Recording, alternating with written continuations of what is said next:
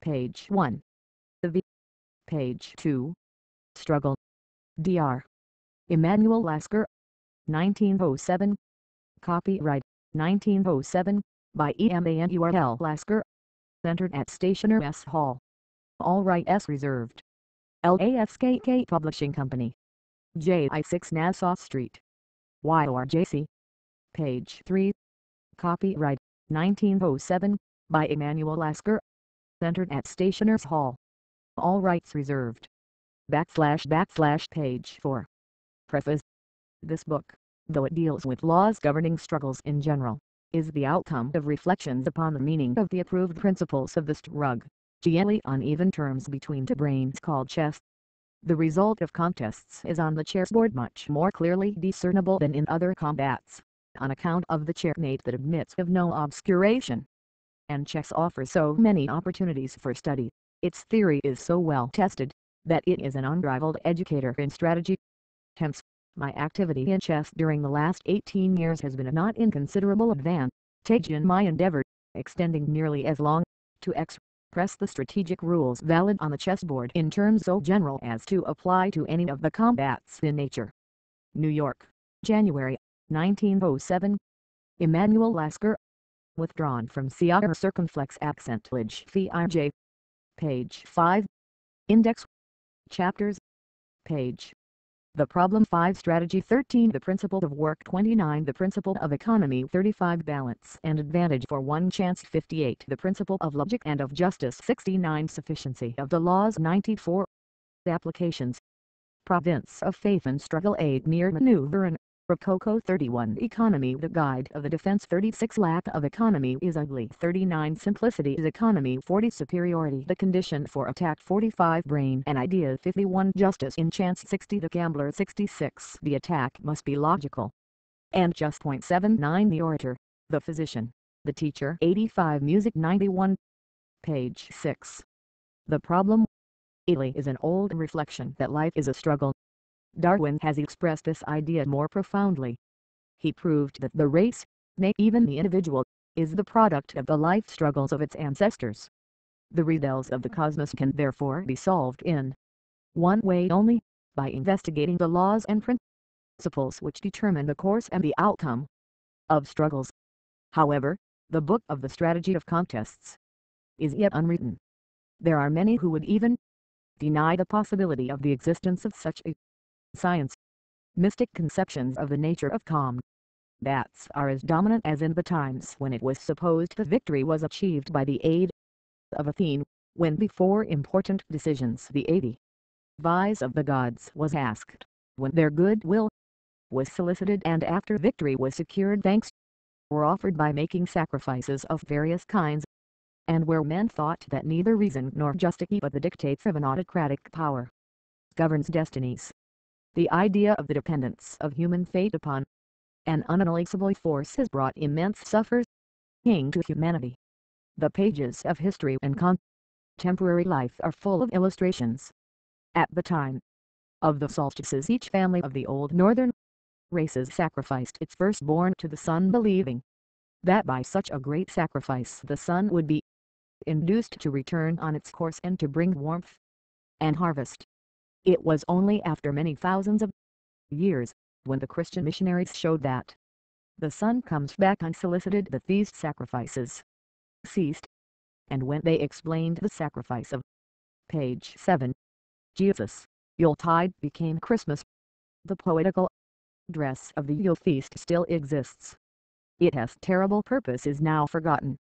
A few phrases, a few old customs and, if we dig deep, a few superstitions serve to remind us of the sacrifice of human life made at Yuletide to the sun and the god of harvest. When humanity was in its infancy it conceived all the forces upon which the course of human life depends as man-like personalities. These were the gods, the fairies, the elfins, the witches, ghosts and goblins of our ancestors who resided in the air, in fire, in water, in woods and in the imagination. There they played many fine games, loved and hated and struggled with each other like men, until a strong enemy, growing up by slow degrees sex, impelled them into fairyland.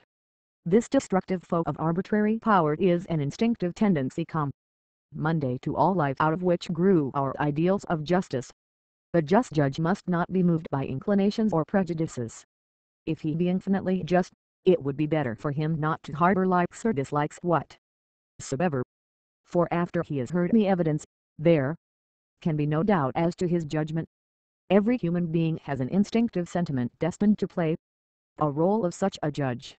Even children and the intellectually lowest races, although not competent to practice justice, recognize it. Justice meted out by the Father elevates him in the eyes of his children to a king whom they love and adore. Every unjust action by him produces fear in them and lowers their respect. Who tells children what is just and what is unjust? And how is it that they have an unfailing sense of justice? Thousands of generations have contributed towards the development of an instinct whose germ is the sense of equality, such as is expressed by the golden rule, do unto. Page 8. Others as how wouldst others do unto you. In olden times a few kings practiced justice, for instance, the wise and mild Hammurabi and Abraham. That they were just, even in anger, excited the admiration of their contemporaries. The Bible says of Abraham that he was peace-loving but strong in war when defending a just cause. In those days of autocratic kingship the common man did not know how to practice justice, nor demanded it as a toll due to him from the rulers, until Moses on Mount Sinai announced the 10 Commandments. Their essential meaning is that they give precepts for just living in the daily intercourse of average men. Great emphasis is laid throughout the Old Testament on justice. We are told often that God is one, all-powerful and just. This word of the justice of God was to the oppressed Israelites a call from fairyland, the promise of a happier future. Ideas of justice slowly grew among the Jews, as is abundantly shown by the equalizing laws of the Talmud and the practice of charity imposed on them in the law of the 10th. Then came Jesus of Nazareth, and St. Peter hurled the hate-devouring torch of his teachings among the nations. The justice that exacts an eye for an eye, and a tooth for a tooth was reputed none to Jesus. Such justice might be applied among perfect beings, but among frail and erring men charity becomes a necessary adjunctive use. Tice. Charity in the wide human sense is the motif of the New Testament. In the Sermon on the Mount, Jesus said, "Love your enemies.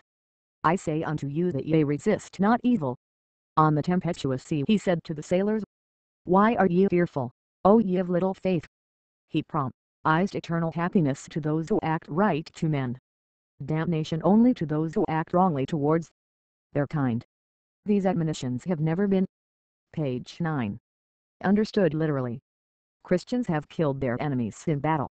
Indeed, when they have been most devoted to their religion, as a few hundreds of years after its foundation and in the times of the Crusades, they burned thousands at the stake, who belonged to a minority interpreting the Bible in a manner slightly different from the governing belief.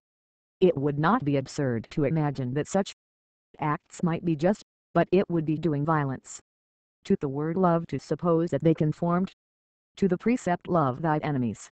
Therefore it is evident that the words of Jesus are not exempt from the necessity to which all language is subject to be taken allegorically, and it is not difficult to discover their exact meaning. It is impossible that his demands should be contrary to the principles of charitable justice, and even such justice must at times punish. Punishment might be activated by the desire to improve, but it is contrary to human nature to love injustice. Hence love thy enemies can only be followed when the enemy is acting justly. Then it can always be followed. Even the criminal may love his just judge, nor do we hate our conscience. The allegory, "But whosoever shall smite thee on thy right cheek, turn to him the other also," in common with other allegorical injunctions demands extraordinary mildness than reticence before an accusation is made and an act of punishment or vengeance is performed. The words pertaining to faith have been understood oftenest. Evidently no one can force himself to believe what is not in his nature to be, leaf as little as an apple tree can force itself to bear roses. It would therefore be most unjust to demand faith and to threaten with eternal damnation those who cannot comply with the demand. Such procedure would be far from the mildness preached. 8. Page 10. By Jesus. The fishermen were asked to have faith in spite of the raging tempest. We may presume, then, that the test of faith comes in the midst of difficulties and misfortunes. Hence faith is a belief that the forces of life act not blindly but are man-like, subjected to the working of a principle of justice. Who has faith does not fear. The reward for the faithful is happiness. It is impossible to understand heaven and hell as having physical existence in space, but they may exist as forces acting on the mind. Nor is this interpretation in any way opposed to the biblical sayings, for in Jesus' description of the kingdom to come happiness is promised to the righteous who have treated even the poor and lowly with justice and charity. Heaven and hell lie therefore in one's conscience. To say that the above interpretation is the only one compatible with logic and the spirit of language would be utterly untrue. In fact, the latitude of the interpreter is considerable. But there is only one understanding of the Bible which will enable men to follow its precepts while fighting life's battles wholeheartedly. And from this interpretation valuable advice can be gleaned by the dweller. Hope and faith, such as we have stated it to be, perform a necessary and valuable function. When our life presents hardships, when we cannot master the difficulties and doubts of our ability discourage us, hope tells us to do our best and to wait. When we are in the presence of immense forces and a sense of our insignificance assails us, faith whispers into our ear not to fear injustice. Hope and faith still the heartbeat when will and reason cannot overcome obstacles, and therefore doubt and anxiety make the heart tremble. No being is born without hope. Hope is the propelling power of all life. Even the lowest animals live cheerfully, though pain or death may, page 11, immediately overtake them. Ignorance does not disturb them. But there are many men without faith. Faith is courage after action, and therefore strengthens the individual to further enterprises. It brings peace. In the evolution of mind it is the youngest member of the family of sentiment. It is the conviction of the justice of all that happens, the expression of confidence and trust. Fundamentally, it is built on the idea of justice. It follows therefore that only those who have sentiments of justice can ever hope to attain the blessings of faith. Who has no faith can not obtain it by a mere command. It must grow. It is nourished by experiences gained in enterprises whose outcome we cannot fully determine, in sailing the ocean, climbing mountains, in searching after truth, in the struggle against evil social forces, even in boarding the express train or the Atlantic liner. Let us for a moment consider the position of a man who has no faith. To begin with, the extent of his enterprise is dependent upon his knowledge, and naturally he can only move in a small circle. Met by a great force whose power he cannot comprehend or command, lack of faith compels him to search continually for knowledge which he cannot obtain. Fear makes him needlessly wretched, his spirit of enterprise is weakened, and his abilities do not reach their natural development. What is ordinarily termed faith is entirely different to our definition. The common notion of faith is the expression of a wish for the greatest happiness even though we have done nothing to deserve it. Those who possess it have moments of ecstasy, but like the opium eaters they have to purchase their happiness by extreme suffering. What faith promises them is such as would fill the imagination of a child with extreme happy. 10. Page 12. Has, for instance, eternal joy to themselves and suffering to their enemies. Such faith instead of helping us to love our neighbors can only end in making us pity, despise and hate the faithless. The faith, the trust that God who gives the sparrows food will not forget men must however only be called to aid after will and reason have done their utmost. The sailors who forget their duty perish. But when they have done their best, then they should have faith and not fear. It is to the worker that faith, the harbinger of peace, is a real blessing. But those who look upon faith as an end in itself without using will and reason. To the utmost extent do not satisfy the demands of justice, for they leave to others to do their share of the work for the maintenance of humanity. The white do not earn their daily bread by the sweat of their brow. After Jesus was crucified, many tried to explain the ideas of his picturesque and allegorical language. The erring brain of man has propounded thousands of interpretations. Finally, the simple and beautiful teachings of Jesus were clothed in a mystical dressing. It was said that only the faithful can participate of the grace of God. But is not the whole world proof and bearer of the grace of God? Immense suffering has been caused by this mystical conception of faith. Savonarola was the pioneer in the struggle against mysticism. He was a truthful follower of the teachings of Jesus. When the hostile priests burned him at the stake and a boy fed the fire with a stick of wood, Savonarola exclaimed, "O Sanctus Simplicitus! It is March bellows that a man tortured by flames of fire had such a sense of charity and of justice as to accuse the boy, his would-be tormentor, of nothing more than simplicity, pronouncing it sacred at the same time." Then, page 13. From the ashes of Savonarola there grew other fighters. Many fell in the struggle, but others always took their place and held up on high the light of knowledge. It is our duty to continue this work and to accomplish it. In olden times, when the continents of the earth were little known, miraculous islands were thought to exist and the imagination peopled them with strange and terrible monsters. Now we have discovered all parts of the world except the two poles, and examined its products, its uses and its dangers. In former times humanity profited by the resources of nature very little. Now an abundance of crops, of animals, of metals, of labor-saving engines is produced. Acquaintance with reality has enabled us to do this. It is even so in the world of ideas and sentiment. There, also, are imaginary Monday sterlings, frightening the timid, but revealing their I am potency to the courageous searcher after truth. And the downfall of these monsters will be as great a benefit to humanity as the extension of our knowledge in geography has proven to be. It is the mystical conception of life that has to be contended against. The riddles of life being solvable only by the study of struggle, the mystical conception of contest must be assailed. What is struggle and victory? Do they obey laws that reason can comprehend and formulate? What are these laws? That is the problem. 12. Page 14. Strategy. In the science of war, a distinction is made between strategy and tactics. The military just orders the execution of movements A and E manu, VREs. The tactician follows the command without searching for its reason. The tactician solves the problems set by the strategist. The strategist must know the military situation in its entirety, not so the tactician. For him only those circumstances are essential that may tend to lighten or to make more difficult his special task. Important as this distinction between military strategy and tactics might be, it is not fundamental. For the distinction is only one of degree. It is founded merely on the magnitude of the tasks set. War is a very interesting struggle, but by no means the only one of significance in the life of humanity.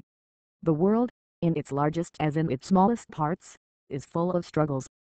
To prove this, it is only necessary to extend the conception of struggle to its natural bounds. A struggle arises always when something that has life desires to attain a purpose against resistance. Words travel in the brain in fixed channel so that he who wants to express new ideas is obliged to coin new words.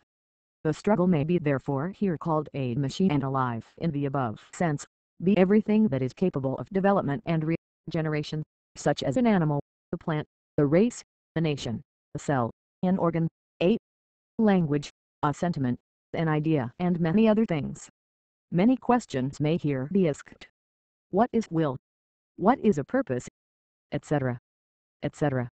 These problems had been put 2,000 years ago. 13. Page 15.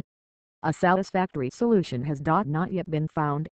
Here, no attempt at logical hair-splitting will be made. In the future some philosopher may perhaps arise who will examine these questions anew and lay the foundation for an absolutely rigorous theory of machine. Now, no more will be attempted than to make accessible some considerations and reflections which are useful for the practical purposes of life, and the author tries to attain this end by the least circuitous road. We shall understand the strategy of machine as the totality of considerations that aid in the explanation of, and in foreseeing the happenings of a machine. Tactics is the strategy of an episode of the machine. In every machine there are centers of effect, such as soldiers, guns, cannon, sabers, ships, etc.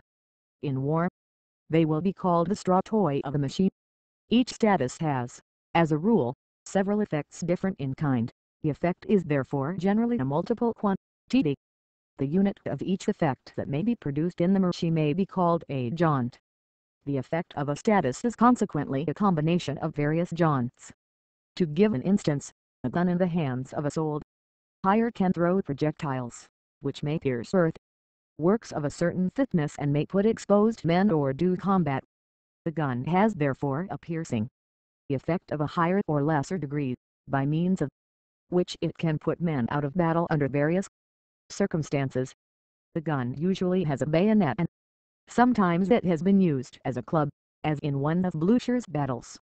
The gun represents therefore three different kinds of effects, or jaunts. Stratoi move and act in an environment paid clear to the machine, which we shall call the field of the machine. The name calls forth a picture of an extension in spat, but the machic field varies. Page 16. Often has non-spatial properties. In the machine of two candidates aspiring to the same office, the field is composed of the traditions, the power and the uses of this office and the ideas that the people have of these matters. The field represents the totality of the circumstances of the machine that can not be influenced by the stratoi. But it is, nevertheless, the most important factor in determining the course and the issue of the machine, as it is evident in regard to the battlefield. The first and most important objection that could be raised against the attempt to found a science of matchology is the infinite variety and apparent indeterminateness of machic events. When a system of physical bodies is acted upon by forces, its ensuing movements can be determined by D'Alembert's law. If the position in space and the motions of the particles of the system are known at any one moment and the forces acting upon it in the course of time are given, the state of that system during all time can be definitely ascertained. But it is different in the machine. It is sufficient to consider the game of chess in order to show that from the same situation of the stratoi the machine can follow varied courses. One might think that on account of this indeterminateness the machine would brave all attempts to subject it to law and reason. However, such an objection would be based on a fallacy. When chess players of little skill are opposed to each other, it is evident that their choice of moves is somewhat restricted on account of the purpose that they have in view. The checkmate. Where a mediocre chess player sees 10 moves to continue his game, the master may see only 2 or 3. He discards the others as not of sufficient merit. The further the master progresses in skill and foresight, the more is he restricted in his choice of moves. It is very similar in other keys. If 15. Page 17. The mediocre pianist plays a piece before a musical audience, he will imagine that he is able to execute his task in the variety of styles. But for Rosendahl or Paderewski only one way of rendering the piece will exist. The higher the class of the artist, the less is his liberty. We may, without a breach of any logical law, conceive the process of the growth of perfection continued indefinitely. It is therefore not absurd to assume the possibility of the existence of a perfect strategist. Such a being, which can only exist in the imagination, never actually in the flesh, has no liberty whatever. Its desires to attain a specific object with the forces at its command, struggling against obstacles, causes it to use his infinite skill, insight and strategic wisdom, and thus propels it into a line of action that every other such perfect strategist would follow. Whatever its course of action may be, it is determinate.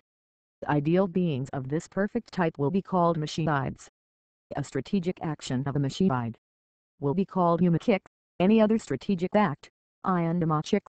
If the course of the machine is eumachic, it is uniquely determined. But in this reflection we have silently admitted the truth of a supposition that deserves illustration. Evidently purposes can be attained in a variety of ways, just as in business an article may be bought for a large or a small sum of money, or at immediate or later delivery. But we shall designate him as the best businessman who concludes his transactions to the best advantage. After a series of such transactions his advantage will finally be measured in money. In every machine existing in nature, a similar parallel may be drawn. In battle, for instance, the general shall perform a certain task in such an 16. Page 18. That, finally when the balance is drawn, his loss in military values stratoi and joyets is as small as possible. Something exists, consequently, in every machine that plays the same part in that nachi as money. In business, in the struggle of living beings, that thing is called vitality. We shall name it the energy of the machine. Machines are therefore, according to their nature and definition, infinitely economically with the energy at their disposal. An action that wastes energy is emochic. Machines exist in nature. Probably the atoms may be conceived as machines, inasmuch as they obey the principle of least constraint by Gauss, and also other principles which imply that a quantity, the energy of the machine of atoms, as it were, is in all actual movements the least possible. Undoubtedly the instincts of plants, animals and men are machines. The involuntary actions of living things against small irritations that attack them are to a high degree, we may say infinitely, economically in regard to the vitality of their species. Many are the experiments that are in accordance with this proposition. But let us illustrate our meaning by a few well-known facts. The race never makes an exertion unless resistance forces it.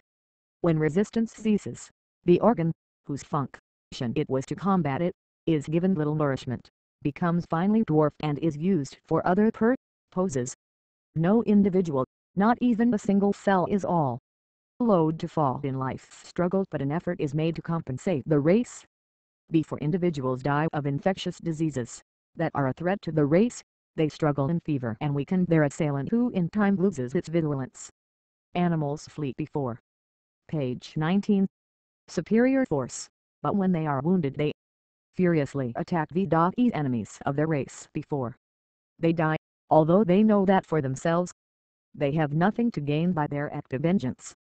And a mother counting death fighting for her babe is really fighting for the race. The course of the development of an embryo of the race changes very slightly in the progress of time. In each generation that process is very nearly the same as it had been in the last, and so on through thousands of generations. The part that the last generation takes in varying this process is exceedingly small. Very little of the experiences and adaptations of the last generation is added to the life of the embryo. This having always been so, it follows that the embryo must pass through all the steps of development of his race, before he can become a member of it. This is Haeckel's phylogenetic law, which very likely can be extended. For it is probable that every individual act of seeing, smelling, tasting, hearing, feeling and thinking in the short time of its generation passes through all the stages of development through which the senses and the act of thinking had to pass before they became what they are. I have made observations on the process by which a chess player decides on his move. Even excellent chess players act as they did when they were the merest tyros, if they are forced to move so quickly that they cannot finish the process of strategic reasoning through which their brain passes. Their first impulse is to make an arbitrary, usually senseless move. The SEC on impulse shows already a slight progress in thought, and so on through the whole scale of their chess development. But it does not need the aid of experiment to demonstrate the above assertion. The consumption of vital energy used for the change of instinctive 18. Page 20. Life processes is now and always has been a minimum, and from this the phylogenetic principle of all life functions, as of life itself, follows as a logical necessity. The capacity of a status to serve the purpose of the machine depends on two different things. 1. On the intensity of its jobs in the various positions that the status may occupy. 2. On the mobility of the status, or the ability of the status to adapt itself to varying circumstances, or its ease of transition from one task to another.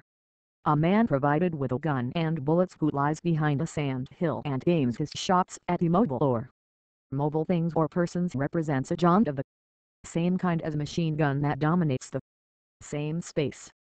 But the intensity of the latter is much greater. The fire of a battery is not influenced by the loss of its horses, but its ability to adapt itself to circumstances is much decreased thereby. 8. Man exposed to the fire of the enemy and who lies on the ground can be less easily hit than a man standing upright. He therefore absorbs more fire than the latter. This jaunt of the man, other things being equal, is inversely proportional to the certainty that he presents. A man who in daylight stands upright on the field, can walk and move about more readily and can use his sight to better advantage than a man crouching on the ground. Therefore, the adaptability of the former is larger than that of the latter. An artist has the more adaptability, or what is generally described as versatility, according to the number of varied tasks which he can successfully perform. The white blood corpuscles hurl themselves against bacteria or matter that enter into the blood. They attack the intruders, struggle with them, and finally, if victorious, swallow them. The number and the energy of the white corpuscles in the blood represent a quantity, but the capacity of the blood. Page 21. After an invasion to generate that particular serum best suited death to defend a body against its intruder, is proof of the immense adaptability of the blood. These various examples illustrate what the expression's intensity of the jaunt and mobility or elasticity or inflexibility or adaptability of the straw toy are meant to designate. We shall call the adaptability of a group of straw toy their armustia. If a group of straw toy threatens another, the latter has no choice but to parry or to permit the enemy an advantage. If, for instance, in an encounter fought with swords, the man strikes a blow, his opponent cannot remain inactive without suffering. He may jump backwards, move his head or body out of the way or catch the blow with the blade of his sword, but in any case he is forced to do something that we call parry or suffers at least a partial defeat. Similarly, if a man assumes a position of readiness from which he might successfully strike thus blows according to his choice, his antagonist must assume a position to prevent those threats from being executed. A prevented threat is called pressure. As long as the threat exists, a part of the hostile energy must be spent on hindering its execution. The liberty of choice of the enemy is decreased by the pressure exerted upon him. To find the strategy of the machine is frequently a task of extraordinary difficulty, but in a few typical cases we can discover the kick maneuvers, and later on we shall see that we can demonstrate whole classes of possible maneuvers. As a machik, the small force which is being approached by a very large force must move in the direction of least pressure. Any other maneuver would be a machik. Page 22. Because the counter-pressure of the small force is generally negligible and it must therefore be its strategy to sell its life at the biggest price. It executes this plan by flying in the direction of east pressure, since then the future threats of the powerful opponent are a minimum. If the small force is in a position of minimum pressure, it must stay where it is. Such a position is an ambush or a fortress, and the small force will be ultimately lost there unless support arrives in time. It may sometimes happen that the small force exerts a very strong pressure on its powerful opponent, by being able to rapidly attack the vital organ. In that case the small force will move in the direction of the smallest difference of pressure. To be able to literally follow this principle, it is necessary to have means at hand for the measurement of pressure. Generally it will not be difficult to approximately indicate the various threats and therefore also the implied parries in which two opponents encounter each other on each point of their machik field. The pressure on a point can be quantitatively measured by finding the exertion that one of the parties must make in order to assail it in a unique manner. The greater the necessary exertion, the less the pressure on the point. If it is a force of small intensity but large armustia, and be conversely one of large intensity but Small arbustia. It is the strategy of B to expand its pressure equally over the coherent region of the field so that its pressure is everywhere at least equal to that of A. The largeness of its arbustia enables it to concentrate its force quickly upon any given point. Hence B should never permit its pressure on any point of the region that it desires to dominate, to be less than the pressure of A. The reverse would, page 23, otherwise be probable. If the ponderous B would assail the mobile A directly, it would make a vain effort, for A will have changed its position at the decisive moment so as to deprive the attack of its incisiveness. It must therefore be the object of B to limit the arbustia of A by subjecting G to pressure which it cannot evade. A coherent region of pressure, such as a ring, would be preferable to any other, as it would leave no loopholes for escape. By contracting the region of pressure A may finally be forced to battle and be annihilated. All this is true in whatever form the metric field may present itself. A very important particular case of the above is that of a force the obstructoid which has a very large arbustia for defensive purposes but none for aggression.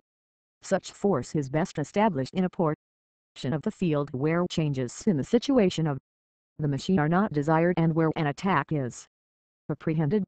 When the moment of attack draws near, sufficient pressure should be put upon the field where A is stationed to make it inadvisable for B to attack.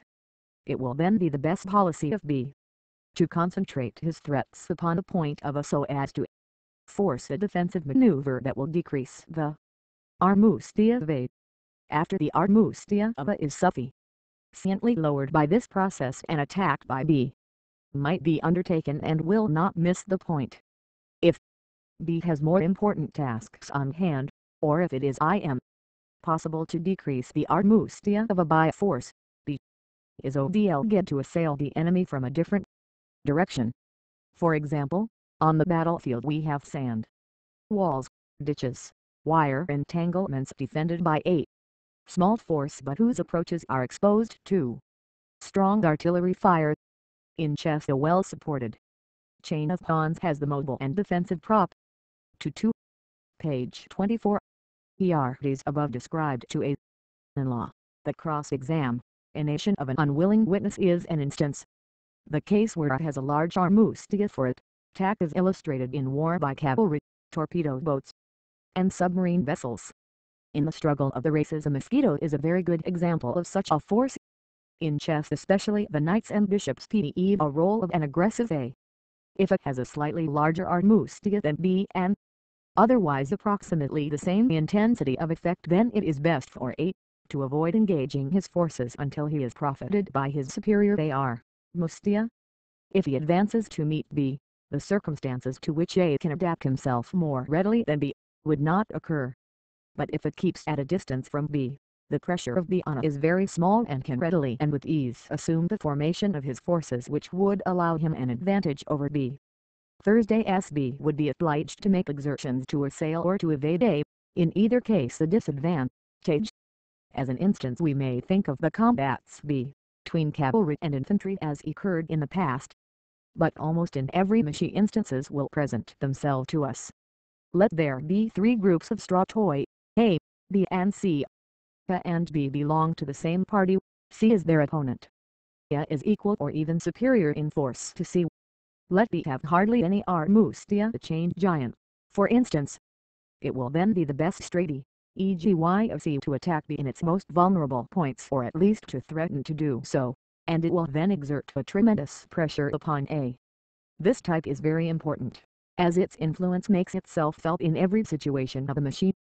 For each force contains always groups of relatively large and others of relatively small arbustia, such as A and B.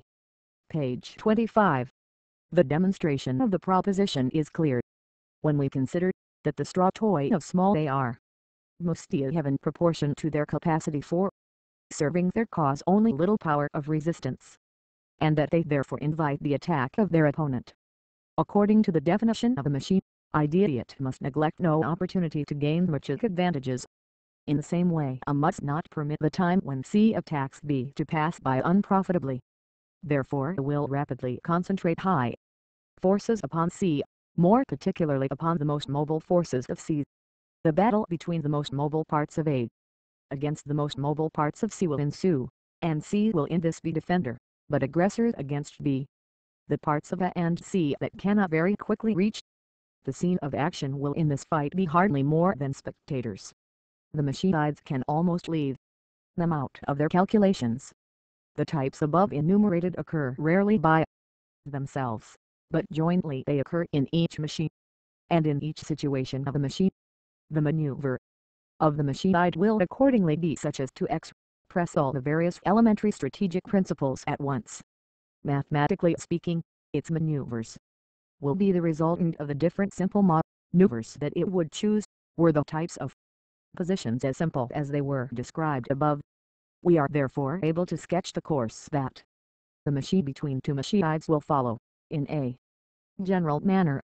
The group of straw toy that in proportion to their capacity have small arm steer will be the objective point of the opponent's attack. In a naval battle, for instance, the men of war, on which the cannon fire has begun to tell by disarranging the airmakin, bury or in making them in some other way less able of swift motion, will attract the fire of the opponent. The points subject to small hostile pressure. 24. Page 26. But whence comparatively strong effects are possible, are particularly suited as resting points for straw toy.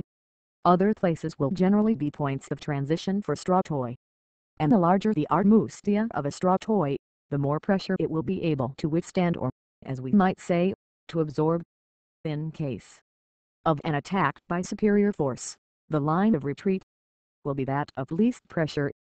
Straw toy of large defensive armustia will be used to form a coherent wall that can only with difficulty be penetrated, such as a ring, a line, a shield or skin. Its function will be to minimize the effect of the mobile hostile forces and to form in its rear a space of small pressure that is very apt to serve as position for strong straw toy of small armustia. Straw toy of large aggressive armustia will attempt to make a breach into the enemy's wall. We see all this exemplified in naval warfare. The armor is the wall. The cannonballs are the straw toy of large aggressive armustia. The position of the cannon on each ship and of the ships in their formation is chosen with regard to above rules. In the body of an animal the most valuable organs are situated in the points of least pressure. But we could multiply the examples 1,000-fold. If the hostile armies of straw toy are at a large distance from each other, the machine side, if unable to increase the number of its straw toy and johns, will be entirely devoted to improve its organization and to impede that of the enemy.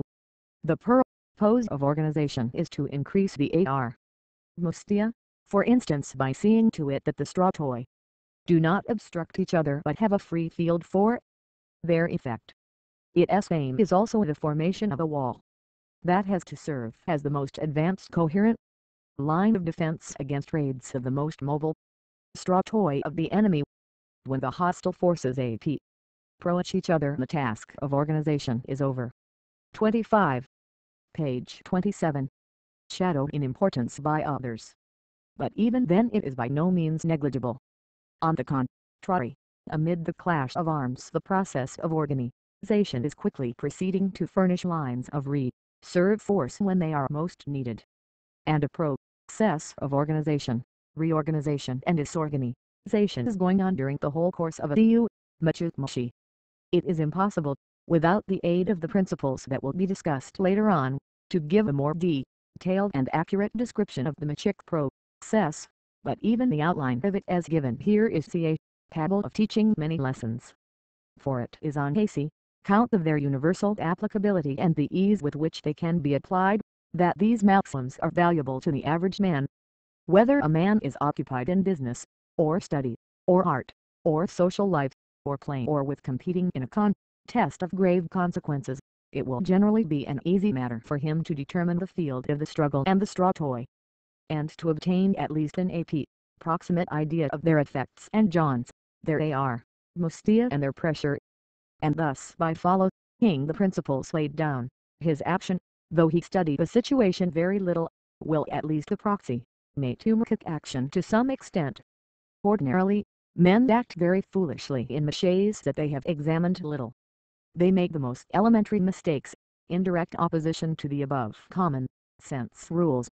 To find examples to illustrate what has been said hitherto, we need only look at random into the current of life. In fencing, it is clear that the blade of the weapon serves as wall, that the initial position, which the fighters usually assume, is intended to be the position of largest armustia. That eye, wrist and foot are valuable stratoi, whereas 26. Page 28. Body and head demand protection. The strategy of machine fencers is difficult to determine, as it depends each instant on the mobility and the state of fatigue of eye, wrist and foot, on the motion that the weapon and the wrist is actually executing, on the exertion necessary to change those motions, and on the situations of exposed points. To examine all this accurately, one must study the physiological laws of action valid for the eye, the wrist and the feet. After this knowledge has been attained, the theory of fencing reduces itself to a mere intellectual labor, which may be simply expressed by a kind of chess game, in which the actions of the pieces imitate the actions of eye, wrist and feet, etc. in their field.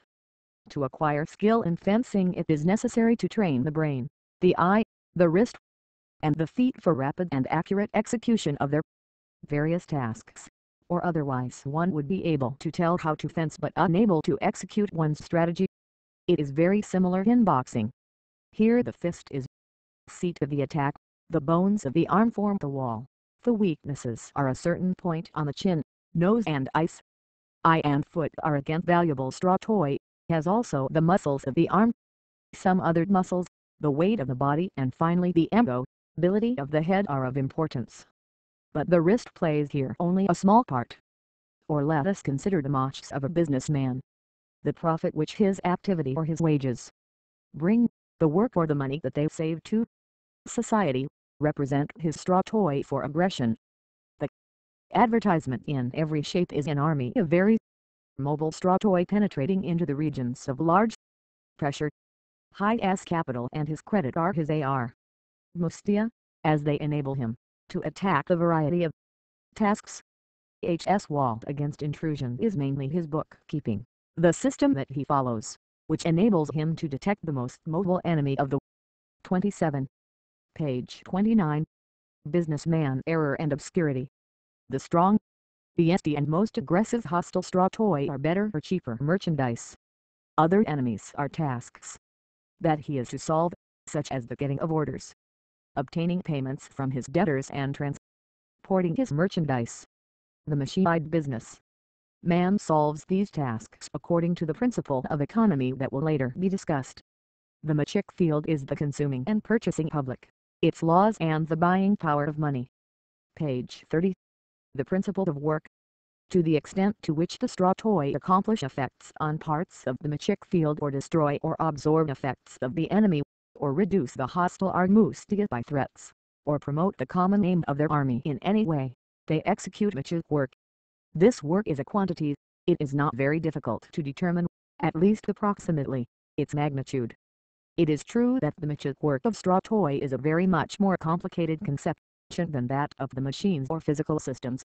Work in its physical significance is a fundamental conception which the physicist knows how to measure, whether the form in which it appears is mechanical, or thermal, electrical, elastic or chemical.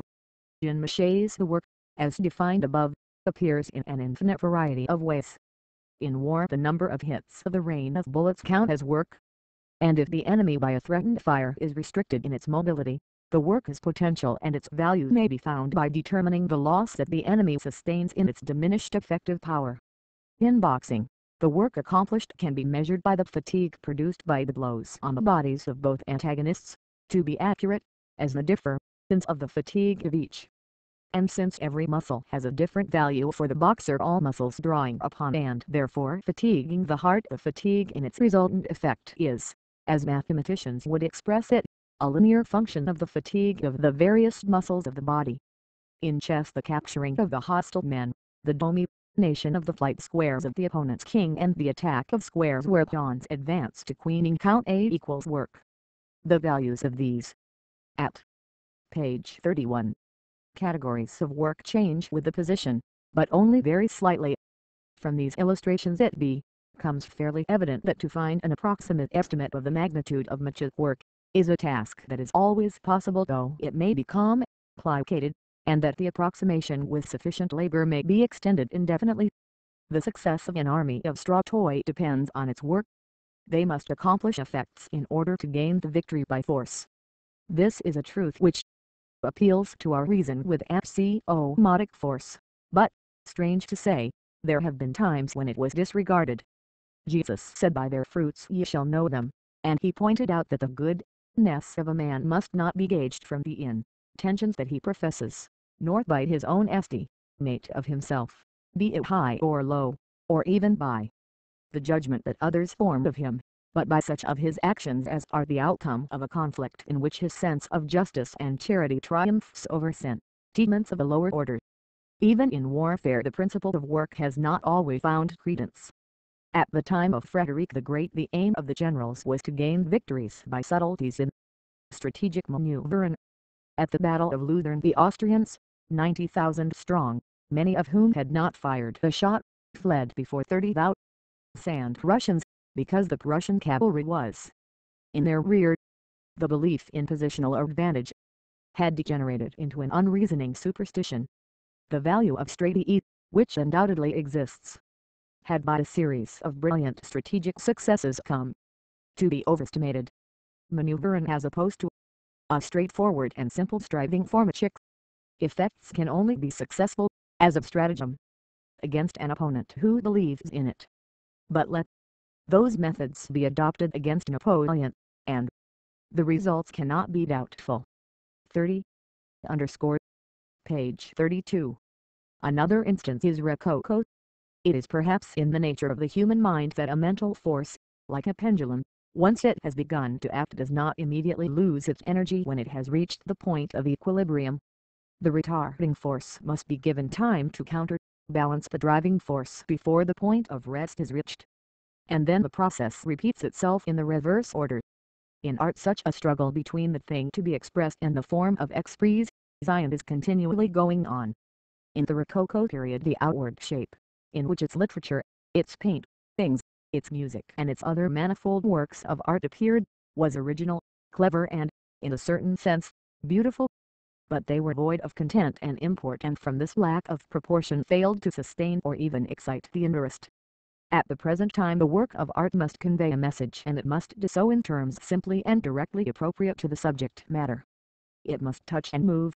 The genius of the machine is the capacity to perform, with its army of straw toy, the maximum of much work.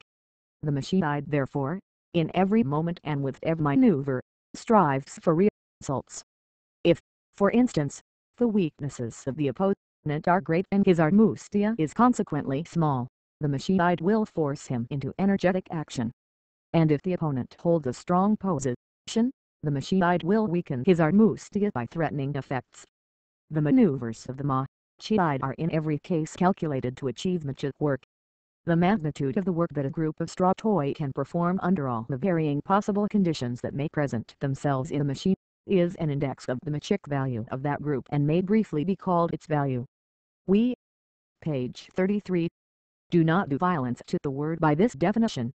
Although the world does not like to lay down an immutable measure when the value of persons and institutions have to be determined, who would dispute that the only fundamentally objective manner to fix values for things is to denote them as equal to the capacity for doing work that these things possess? The work obtained from a group of straw toy during the machine by the machine is in proportion to the value of that group. This proposition is capable of rigorous demonstration. Let us suppose that at the commencement of the machine, the enemy being far away, the machine be given the choice to incorporate one of two groups of straw toy, A and B, into its army. It will undoubtedly decide in favor of the group of straw toy possessing the greater capacity for work, since A and B are of use to it only in so far as they aid in the solution of machic tasks. But the machine cannot be M by S, taken in its forecast, for it could, if it wanted, predict the whole course of the coming struggle. Hence it will in that struggle derive the greater advantage Tage from the group of straw toy of greater value. We shall call this proposition the principle of work or the principle of value. In order to obtain the largest results from an army of straw toy, a task of minor importance should be deputed to a status of minor value. The duty of performing a certain labor or function lowers the armustia of a status for other purposes and hence its capacity for doing other work. The hostile attack will by preference be direct, said against straw toy having valuable functions to perform. They must therefore be so posted and so well protected, that the adversary must make great sacrifices to drive them away or to annihilate them. Every TNA maneuver means exertion. In content. 33. Page 34. Compensation for it. The maneuver should bring the addition to the effects of the straw toy or at least an approach towards greater effect. The decrease of the effect of hostile straw toy is hereby counted as a positive result. In the Umakik maneuver, the proportion between the effort and the increase of potential effect is a minimum. The larger the potential effect, the greater is the exertion which the opponent must make to avoid losses. Whether one should regard this as a definition or an axiom depends mainly on the standpoint from which one regards these considerations. In any case, the last proposition does not admit of proof. Whoever claims capacity should attempt to produce a result. Neither originality nor the lack of it, not the ability to execute a task if one wanted to, nor the criticism of works of others, nor cooler age, self-confidence or a feeling of superiority count, but solely the final achievement. Merely to destroy an existing condition or to deny an assertion that finds credence or to block an enterprise that is supported is doing work by half. Everything that exists has some claim for existence, a supporting raison d'etre, without which the thing would die of its own accord. Let us for an example take the robber instinct as an extreme case. Bad as it is, in combination with the principle of justice, it is an element of the force that helps to make the far-sighted and venturesome but constructive merchant or the vigorous and CIOU's statesman. And in a society that forgets its responsibility to care for all its members in a sense of charitable justice, the thief, in forcibly directing the attention to the crying needs, acts as beneficial as paint to a sick body. The machine searches for the good and before applying the force of destruction takes measures to preserve what might be of sphere. 33. Page 35. Vice in future. In the business office, in the family, in social and public life, in fact in every machine, compensating productive activity must go hand in hand with aggressiveness and destruction. It is not the character of a man that generates love or hate but the effect ascribed to him. In society there are chiefly two methods of reward, that of capacity and of achievement. An achievement can be measured. To discover the capacity of a man is a difficult task. Where it is made the measure, the gate is thrown open to MIS, interpretation of motives and obscuration of achievements. In a machine-eyed society, according to the principle of values, both methods of rewarding would lead to identical results. A society which rewards its members according to their achievement, produces zeal for work where it is of most use and therefore approaches most rapidly the machine-eyed state. Note thyself, or else thou wilt be unable to tell what kind of work thou canst perform and what rewards thou darest expect. Examine all things, without any exception, as to their effect and the effort which they cost, and value them accordingly. 34. Page 36. The principle of economy. According to its nature and definition, the machine is infinitely economical with the much energy at its disposal. Hence he who strives to approach the perfection of the machine must make it his maxim not to decide on a maneuver that brings an advantage, before having examined all other possible maneuvers, in order to ascertain, whether by postponing the above maneuver or by abandoning it and deciding upon another not a greater advantage might be derived. This proposition is so obviously true that it sounds commonplace. But, strange to say, the advice is seldom followed. Be it that the prospect of gaining a success lessens the critical faculties, or be something else the cause, mediocrity invariably falls into the snare of snatching an immediate success, where it can be had at slight exertion, although frequently the result achieved falls infinitely below the possible. Blind eagerness to reap an advantage is the stamp that nature has put on mediocrity. The seduction to act prematurely is never so great as when the opponent prepares an attack. One is then tempted to make a maneuver of defense. but the machine abstains from any such action unless it is forced by the enemy's maneuver. For on the one side every parry consumes energy, on the other hand the opponent saves the energy that he would have to spend in order to force the safeguarding maneuver, and he is therefore enabled to direct his attack against another weakness with telling force. 35. Page 37. In every machine the first defensive maneuver is the formation of a wall. As follows from the above consideration: the machine will nowhere make the wall stronger than is necessary for its function, and will push it so far into the field that it is barely able to withstand the pressure of the enemy, so that, by a small sacrifice, the enemy may force the wall back. But be it understood that the peril will be grave to advance beyond this point, for then the enemy will be able, by using quick action, to obtain a success without loss. Usually it is not hard to determine the points where the walls of the opponents should meet. They will lie on the line of equal pressure. To abstain from any defense as long as the threats of the opponent can be parried without preparation, is a task demanding courage and sharp intelligence. Before a decision is come to, the threatening danger has to be accurately analyzed, and the question, whether the danger is real or apparent, has to be examined.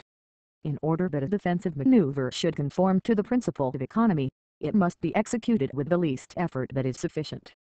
And even if the machine cannot obviate losses, it attempts to satisfy the principle of economy in acting so that the surplus of its loss in energy over that of the opponent is a minimum. Oblivious of the approaching misfortune, it analyzes the danger thoroughly and finds the maneuver that is in accordance with the above rule. The machine is therefore not subject to panic fear. It is objective even under trying circumstances. This then is the all-important but much sinned against strategy of human-kick defense. Let the defender occupy the position of greatest armustia. Let him dispose his forces so that in all intercede creases, whence an attack is to be apprehended, his retreat is. 36. Page 38. Dance have the same strength, so that there be no weak points in his armor. But under fire he must cling to the position so chosen, immobile like an attacked porcupine, until forced to action. And he must under all circumstances faithfully follow the commands of the principle of economy. There is little of glory for the defender. The successful aggressor satisfies the cravings that a multitude has for the spectacular and romantic, be it the machine one of war, of art, or politics, of business or whatever kind, and is therefore rewarded by an abundance of honors. Yet deeds that in their nature are purely defensive, such as the faithful execution of a commission or a temporary stand against odds to cover a retreat, are often as effective, and may be as heroic, as a brilliant overthrow of a hostile position. The aggressor of genius puts a high value on those to whom he can depute a defensive task. He realizes that each detachment of force placed so as to be ready to parry potential blows that often are never struck draws upon his store of aggressive weapons. He knows that it is precisely his ability to ward off implied threats by a barely sufficient minimum of exertion which provides him with the means to follow aggressive tactics even under difficulties. This same faculty permits him to foresee the maneuvers of the defender and to detect the weakness of the enemy, that he may attack quickly and with momentum. In view of the generality of Machick conceptions, we need not wonder if these considerations have a larger application than at first appears. The maxims of the strategy of defense are not only valid in a contest between two or more parties, they retain their force when a man wrestles with a task, and they are therefore of particular value for the artist and man of science. In this connection the principles are of special 37. Page 39. Interest, for to the striving artist or thinker they are a compass which, in spite of the infinite variety of roads that he may wander, shows him the right way. The artist dominates the technical means of his art: words, color, sounds, matter to be molded, and he wants to create the work that sets the sentiment of the beholder into a determined motion. The thinker sees the riddle and he wants to solve its mystery. The Machick field is the sentimental or intellectual life of human society. The energy of the machine of both the artist and the scientist is the attention of society. They fail in their effort when their work does not arouse and sustain the interest of the beholder and student. They will always succeed in their endeavor if their idea appeals, and if they express it in its entirety, with all that it implies, but with the least means. For, be it that humanity instinctively loves truth before all or that it hates superfluous effort more than anything else. An idea which is clearly expressed and economical in its execution has an irresistible power of impressing those to whom it is suggested. On the other hand, an exertion without a sufficient motive is felt as an affectation, almost as an attempt to impose an untruth upon us, and we invariably call it ugly. The writer will prefer short words to long ones, words that are deeply rooted in our intellect to those that have been learnt at a later period of our development, and variety to repetition. He will use associated ideas for transition from one paragraph to another, and he will avoid unnecessary precision that obliges the reader to think sharply. For in this way the reader needs the least effort for being attentive. An actor whose task it is to credibly represent the dramatic person by word and action should never make an effort by gesture or emphasis except where he thereby greatly facilitates the task. 38. Page 40. Of the spectator of comprehending the person.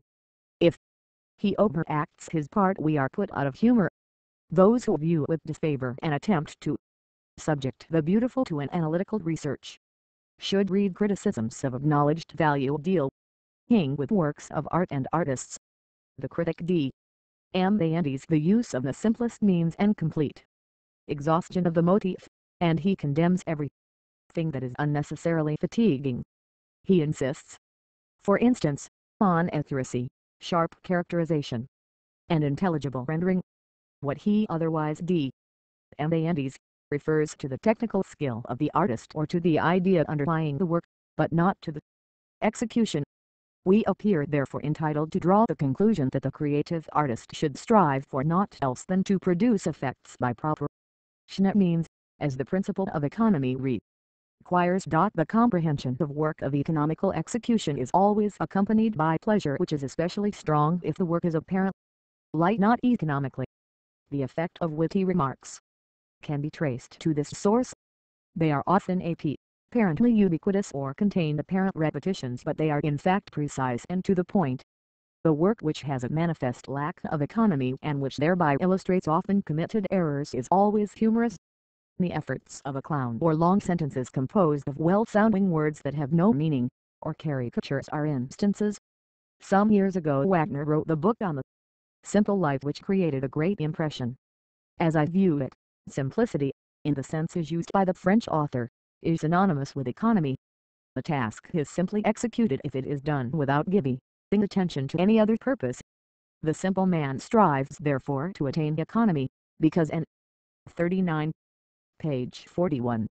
Effort, which is unnecessary for the end that he has set himself, will appear to him as entirely wasted. For the same reason we may always be sure that a complicated proceeding is due to a variety of aims. A complicated person has, unknowingly perhaps, another motive besides this one, which, as he wants us to believe, impels him. As a rule, complication is caused by an often unconscious desire to draw attention to fine possessions, such as wealth or beauty or nice traits of character. But true beauty is simple, because it conforms to the principle of economy. And, as the old proverb simplex sigillum veri tells us, also the laws of nature are simple. Page 42. Balance and advantage. In the development of a set of deliberations, whether they are called a science or not, there must come a moment when a desire for exact reasoning makes itself felt. The brain, when meeting with a new line of thought, is at first happy to romp about hither and thither among things intellectual, and quite ready to play with another in the same manner.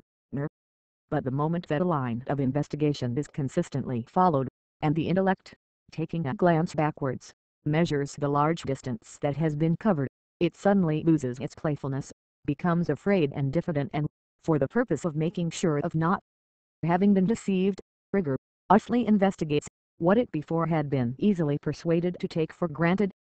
This trait is a healthy one. To suppress it, as many nations have done in matters pertaining to religion, social customs and traditions, arrests one of the sources from which progress and happiness spring. If it is given full sway, if the whole truth, and nothing but the truth, is admitted, the brain gains in power of conquest as well as strength of resistance against superstition and sophistry, because the critical faculty, like any other human faculty, develops when given exercise. It would be an error to think that a scientist, as such, has no beliefs. The man who wanted to prove everything could establish nothing. Every system of assertions needs a set of axioms as a foundation, because all demonstration is at bottom only a logical reduction to a more readily granted truth. And it may be taken as a general maxim that the simpler and the more natural these axioms are, the fitter for their purpose they will be judged to be. 41. Page 43.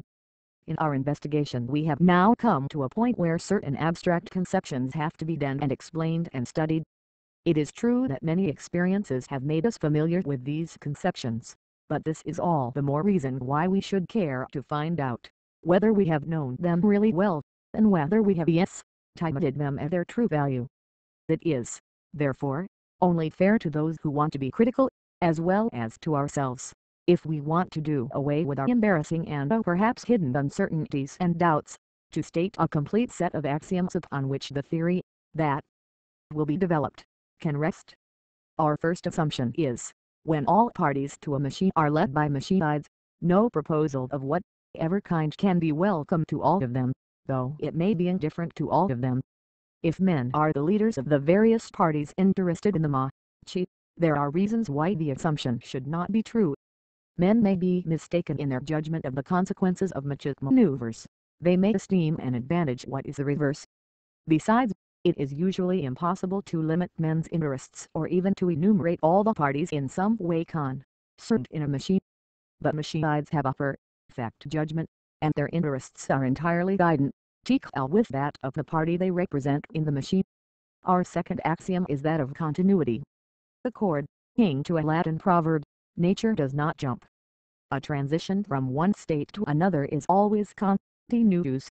We assume this to be true also in the machine, and, therefore, lay down the principle, if in any continuous series of machine situations a certain proposal is welcome to a party when the situation is as on the one end of the series, and will come when the position of affairs is as on the other end, some intermediate situation must exist where 42. Page 44. That proposal is indifferent to the party. Let us now consider the following situation. An arsenal is filled with weapons, men, horses, etc. In short, with straw toy of various kinds. Its commander orders a machine whose name is M, to collect from it a force of sufficient strength to keep in check an enemy E, who is suspected of hostile designs. At the same time he requests M to be as sparing in its demands of straw toy as is possible. He is commanded by a machine to which it is entirely indifferent how many straw toy are annihilated, as long as it can attain certain aims that it hopes to further by war. The question is, what will M do under these circumstances? We assume that if it demanded all the straw toy of the arsenal it could defeat E. Otherwise the question would have no meaning, as M could in no way make it profitable to E to abstain from war. We also suppose that, if M had no force at all to oppose E, E would attain its aims. As to the forces in the arsenal, let us imagine that they are of such varying degrees of strength, and can be so finely subdivided that M may take from it any desired quantity of ions of various kinds. In real life this might, of course, not be so. The soldier, for instance, could not be subdivided, yet we are entitled to the supposition that we have made because its unreality does not invalidate the logical reasoning applied to an imaginary case. Now let us construct any arbitrary continuous series of Johns from nothing to the full limit of the arsenal. A proposal to E to begin war against an army composed by a certain element of that series of Johns will be welcomed when that element is on the one end, unwelcome when it is on the other end of the series. Hence, somewhere in the middle of 43, page 45, the series, according to our second axiom, there must be an element which, placed under M, would make the war a matter of indifference to E. That element, it will be said, holds the balance to E. If M and E went to war in the state of machine balance, neither M nor E could further their aims in any way, or else the war would be welcome to one, unwelcome to the other, and could not be indifferent to either of them. Hence we can say, in a balanced machine between two machine sides neither side can make progress towards its aims. Or else, in a balanced position the struggle of the machine idea against a general who occasionally commits mistakes, cannot be in favor of the general, no matter how ingenious his maneuvers might be. Or else, in a balanced position there is a sufficient defense against every attack. Let us now return to the struggle between M and its enemy. Having by some means discovered the requisite number of Johns that will ensure a balanced machine, M will collect its army from the arsenal and will then place it into a favorable position. For this purpose an imperfect mind would have to investigate a large number of attacks that he might undertake with the object of gaining advantages. It would to that end have to analyze the process by which he would gain one of the advantages in question. Find out many ways how to stop the advancing straw toy of each, and then they are range its troops in such a manner as would permit them to easily parry many of the anticipated blows. The machine might follow the same method, but more thoroughly and exhaustively, and it would therefore finally dispose its straw toy in a position of large, if not of maximum harmonia. 44. Page 46. If in a machine between two machine sides the proposal is made to them to transpose the position into another which is balanced, according to the first axiom one of them would accept, the other one refuse, unless the proposition is indifferent to both of them. In the latter case, the original position can only be a balanced one, for if there were any attack in that position that had no sufficient defense, there would be a reason why one side would reject the proposal. In the first case, the side that would refuse the proposal is said to have the advantage, its antagonist the disadvantage. In a balanced position neither side has the advantage. The party which has the advantage can make an attack which admits of no sufficient defense. For otherwise the position would be balanced, and the machine side would have had no sufficient reason to refuse the proposal above stated. We have here introduced the words attack and defense without a definition. An attack is a process, in the course of which usually BG effects are achieved by the straw toy of both parties, and in which one side aims at a certain purpose while the other side attempts to defeat it. The purpose may be nothing more than to exclude the opponent from a portion of the field. It may be as great as the annihilation of an army. It may, in short, have varying degrees of value. In any case it is such that its achievement would further the aim of one of the combatants. The defense either prevents the aggressor from gaining his end or else puts him before the alternative of paying a high price for the execution of his desire or of abandoning it. All this can readily be shown from the propositions stated above, which would be manifestly untrue if attack and defense signified anything wider or lesser. There are varying degrees of advantages. For 45. Page 47. Let A and D denote two machine-side antagonists, of which A has the advantage, and let the proposal be made to them to agree to a slight change in the position. Either A consents, then the change would be advantageous to it and a detriment to D, or A refuses, then the converse would take place. Or, the machine side might be indifferent, then the situation would not be affected as far as an approach towards the aim of the machine is concerned. Hence it follows, the greater the advantage of a party, the more profitable is the attack that it can successfully carry through. The principle of work gives us means at hand to classify advantages. The much work done being the measure of the approach towards the aim, it follows that the side holding the advantage can do more work than the other. This can result from two causes, from the greater number or the greater turnout of the workers. Hence we may speak of numerical or positional advantages. And, since also the undoing of hostile work counts in the sum total of work done, and the field may be used as cover against effects of the enemy, the positional advantage may again be subdivided as due to the field or to the better arrangement of the forces. Let us suppose that the two hostile armies are very far apart, so that their pressure upon each other is a negligible quantity. Then the question, which of the two sides has the advantage, can be definitely settled. Remembering that under these circumstances the machine side will obtain more work. From the group of straw toy of greater value, we may say, in a machine of two opponents that are far apart, the army of greater value has the advantage. Consequently the weaker army must seek for counterbalancing advantages, such as would AC. 46. Page 48. Crew from the nature of the field or positional arrangement. But if it would fight where the field did not favor it, it could obtain positional advantage taken only on account of a mistake by its opponent, because the latter possesses the advantage and cannot be deprived of it as long as his maneuvers are humakick. It follows then, the weaker side can be forced to fly or to seek refuge in the parts of the field favoring it. All these propositions are true only in contests between machine sides. Nevertheless, even for the struggles between pairing mortals they are of immense usefulness. The man who, in an important machine, has to decide on the strategy to be followed, relies on his mental work. By inspection and by every other available means he gathers information on the position of affairs and thus sets his imagination at work to discover what he is to fear and to determine his line of attack. Very often he gets weary trying to construe an attack, only to find that in each one of his attempts, may be ever so ingenious, there is a slight flaw somewhere. Again often he sees the danger approaching, and can not foresee its result. Even if he remains cool and takes the best means for the defense, the uncertainty of the outcome wears him down. Now consider the position of this man when he is told that his side has a slight advantage. His uncertainty and weariness are brushed away. For if an attack is directed against his side, he knows beforehand that, however dangerous it may appear to be, in reality there must somewhere be a resource ready at hand, which will turn the attack and that possibly he may inflict decisive defeat on the enemy. Again, if he assumes the aggressive, he knows that he has the right to expect some small gain, because of his slight advantage.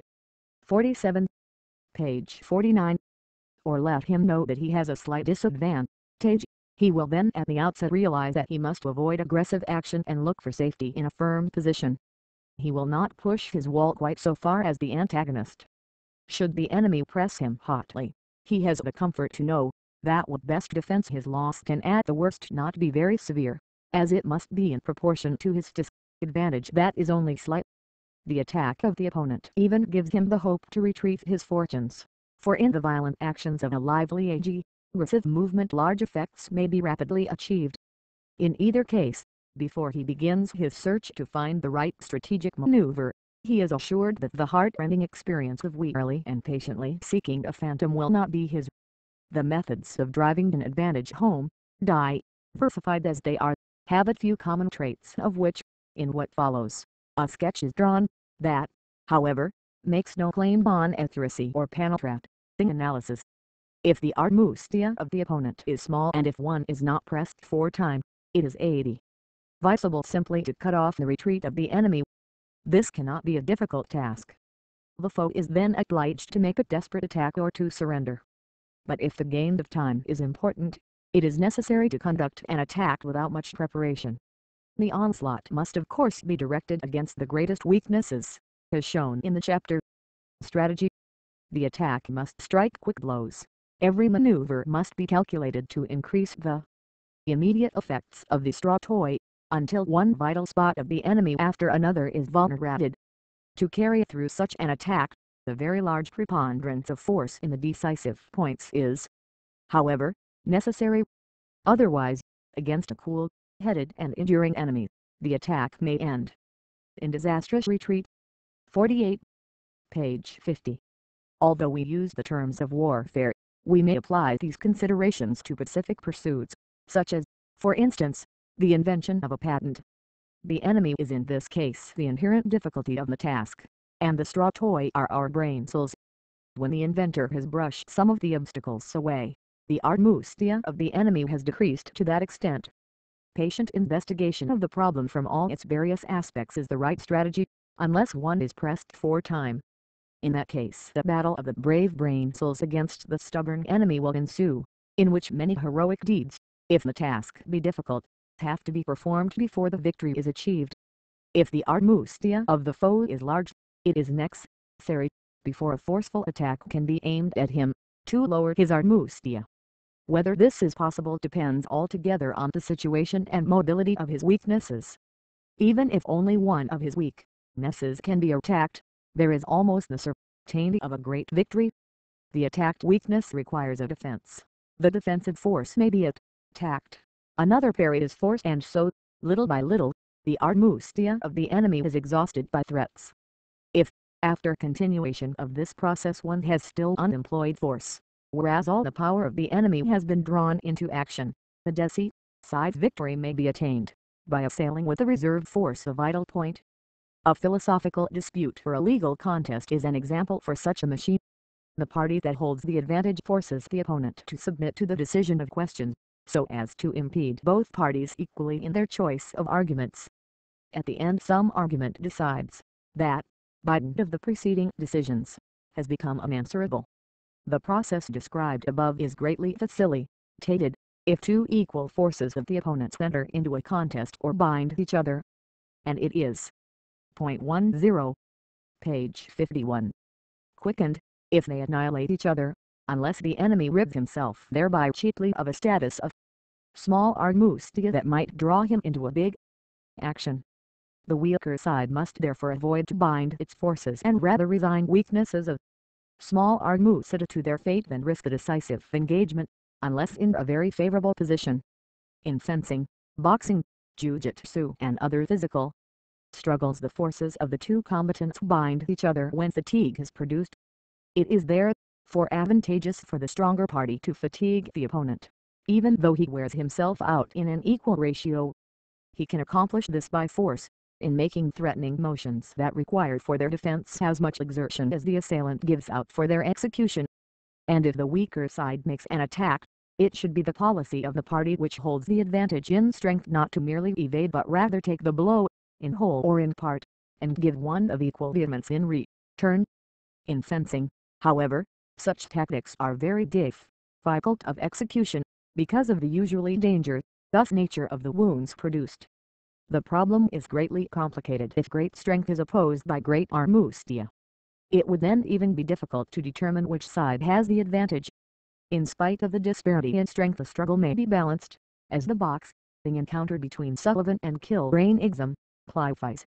Everything then depends on the wall that the stronger party can erect and the pressure it exerts, or, in ordinary language, on the enclosure within which the struggle takes place, and the domain within which the opponents can deliver blows effectively. If the stronger man by a slight movement can force the opponent to a quick movement, he gains to that extent, and he should finally wear down his antagonist. And if 50. Page 52. The physically weaker man can't deliver effective blows rapidly enough to escape a reply, the advantage lies with him. Whoever has the advantage, a violent attack of the inferior side, if correctly parried, can only turn out to high loss, because, as we know, the much superiority or advantage can in no way be shattered. If held by a machine side, when the process of weakening the feet, the critical reflection, etc., has been going on for some time, the opportunities for vehement attack increase rapidly. When in fencing, for instance, the opponent can no more surely see or strongly and quickly move the wrist at the commencement of the duel, the reserve, which had to be practiced at the beginning, ceases to be necessary, and for the stronger party it would even be a mistake to continue that policy. He should then expose himself to some extent, provided only that by the attitude which he assumes, the number or the momentum of his threat also increase. The greater the fatigue of the two sides, the more profitable becomes the policy of aggressive. The attack has of course to be aimed at the greatest weakness of the antagonist. The principles of strategy, previously discussed, illustrate. If, for example, the fencer has succeeded, by a frequent repetition of the same rhythm of strokes in fatiguing the attention of his opponent, he should assail the corresponding weakness by rapidly making a thrust which utterly breaks the rhythm and requires quick conception for its successful parry. Let us now consider a machine in which men are daily engaged but which they seldom conceive as a struggle, the understanding of a truth or the critical acceptance of an impression. Begin with let thus study the field. The brain is an organized army of cells or, let thus say, of elemental organs of life. By impinge aside, page 53. Meant with waves of matter producing sound, light, smell or taste, an organism that by heredity and adaptation has become particularly sensitive to such impressions, communicates through an electrolytic process the disturbance to the brain. 2. Speak in general and less definite terms. The movement coming from outside, traveling along nerve wires, produces a state of commotion in the brain cells. As movements in nature never have an end, the vibration in the brain, which we may term an idea, slowly passes out of it, until it sets the muscles in motion to transform itself into laughter, weeping, gestures and other movements.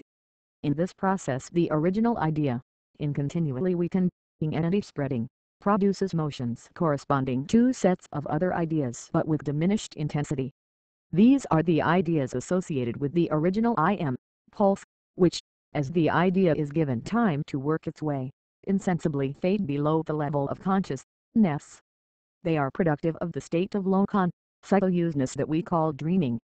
Within each cell the idea creates a chemical process, which consumes some substance that has to be replaced by the blood. In acting thus, the idea overcomes the resistance, because no movement can initiate another without being weakened thereby. According to a general biological law, any change in the composition of a live organism produces fatigue and pain. If the fatigue is great, the pain of the brain cells shows itself in lack of attention and loss of interest, and, if aggravated, in disgust. We have no reason to doubt that each idea produces a slight degree of pain, because nature never jumps from one state to another but connects them by states of continuous transition. The cells offering a large resistance to the idea are materially affected by it and so altered that they lose their identity. This fact is comparable to page 54. Others that we know of elastic bodies. They will oscillate into their original position, if subjected to a small strain, but they will break at least become loosened, if the energy of the strain is beyond a certain limit of intensity. Hence, the idea, in reforming some cells of large resistance, weakens the total resistance. And if we are again subjected to the commotion causing the idea, we offer less resistance to it. Thus an idea, often repeated, paves itself a road of least resistance and its force gains in degree. Let now several commotions follow each other, in so rapid succession that they have not sufficient time to set up the state peculiar to each of them. Then a complicated commotion will ensue which is painful unless the ideas bear a relation towards each other which we might call harmonious.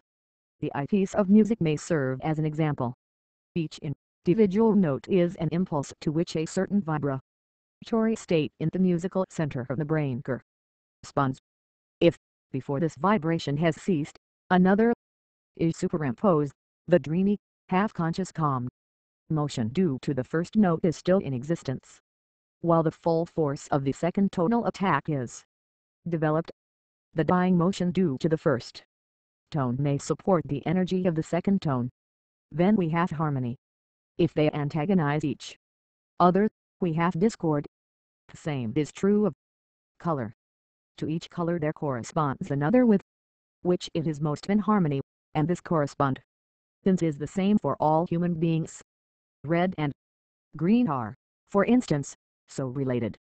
Nor is there by any reason to doubt that we may speak also of harmonious smells or tastes, or even of harmonious thoughts. By all this is equally true of a sequence of brain motions. Their harmony is greater if the fatigue that they produce is less. Harmony, in the wide S3, page 55, as here understood, is therefore aided by the judicious selection of rhythm and by such variety as old cause a multitude of cells to oscillate and the strain upon the individual cells to be slight. Intense harmonies produce a rapture, in which the interest is chained to one subject and which sets us dreaming. Then we are in the land, which we never leave without regret, but, alas, dare never visit without paying the toll that fatigue finally deep, and ends. Harmony as here defined is a conception applicable to every art and to every science and to every series of actions intended to be viewed and mentally understood by others. Men possess a critical sense of harmony in varying degrees. The heaven-born artist has it highly developed. The creative genius has it wherefore he is often equally perfect in various directions. In common with any other trait of living organisms, it is developed by judicious exercise and dwarfed by neglect. The exercise determines the direction of its growth. If Raphael had, by some chance, in his youth acquired a taste for mathematics, he would, by reason of his sense of harmony, have become a great discoverer. And if Newton, in his period of development, had been inspired with as intense interest for the drama as he had for intellectual research, another Shakespeare would have arisen. Very different from the receptive process that has been described above, is the creative activity which may broadly be called reflection. If a man ponders, he wants to solve the riddle that intervenes him. This desire prompts him to disconnect his brain from outward impressions and to search. As an insect puts forth its feelers to obtain an impression of such properties of the environment as interest it, the mechanism in the brain sends out. 54. Page 56. Thought impulses in order to study the corresponding motion. And as the insect stops in its search when it believes it has achieved its purpose, so the critical faculty puts on its brake when imagination has been sufficiently active. This instinctive criticism not only performs the important function of stopping the outflow of energy due to the working of imagination, but it directs the outflow while in progress. It is therefore of as great value for achievement as imagination. The mechanism of reflection is not in order unless the critical and imaginative faculties are adjusted to each other. The critical capacity is, as all instincts, the subconscious memory of past failures and successes, to which heredity has contributed the greater and individual effort the smaller share. The field and sum of the straw toy having been described, let us now investigate one of the many marches that may here take place. A man, distinguished by no especial gifts, in his character as a unit of society may serve as prototype. Every one of his actions impresses others as well as himself. An act of his cannot but start an idea in those with whom he comes into contact, or at least in himself. His traits of selfish enjoyment for all, truistic sacrifice, of subjective reasoning for justice, of sympathy and appreciation for others or quickness to condemn and hate, of willingness to work or of readiness to use the efforts of others determine his doings, and these react conversely in molding his character. What he sees others do has an equal influence upon him. If his sense of justice does not rebel against ruling customs which are unjust, it withers. If he does not exercise it, it is dwarfed. There is an irresistible unconscious reciprocity about men and things. If a man tries to make others glad, they will unknowingly try to make him glad. No lie will pass long under the SS. Page 57. Continual scrutiny that is silently exerted. A man who has no regard for truth will lie even if he is dumb. The lie of vanity, of fear, the malicious lie, will translate themselves into action, and the observer may detect them by some uneconomic exertion that shows the imagination of the liar at work when the truthful man would enjoy rest. His desire for truth and his sense of justice, his capacity for sympathy and for work are therefore the essential elements of a man's character. They are instincts capable of development as of degeneration. It is within a range of a man's ability to strengthen these traits by adherence to strategic principles. According to they are Wynn's law, and in uniformity with our previous explanation, each economic effort in the right direction makes the next effort easier. If the effort is not economic, there is waste of vital energy and loss in efficiency, because the critical instinct is misguided at least to the extent of that one experience. Thus the principles of work and of economy are here of great importance. Also the laws regarding the chick advantage have here a meaning. To see this clearly, it is necessary that we should locate and identify the enemy. The foe is a desire to enjoy without equivalent effort, and it is represented in 1,000 different forms. It is reinforced by tasks set us, of caring for our body and of conforming to our responsibilities to others. Vanity as such is by no means inimical. The machic aim is to be happy, and that is possible unless we are happy with others, but it is equally impossible without the propelling power of self-love or ambition. Only in so far as vanity makes us unjust or subjective and thereby becomes antagonistic to the purpose in view, have we to classify it as a hostile status. WS make an attack in this machine when we 56. Page 58. Strive for happiness. In our present-day society, I fear that we lay too little stress on the glad feelings. Joy is nature's reward for acting right and much better than any substitute that man has invented to take its place. The outlines of the battle are now drawn. There are easy roads to purchase happiness by a small effort, but only for a little time. Alcohol, cocaine, or other nerve irritators form a hostile battalion.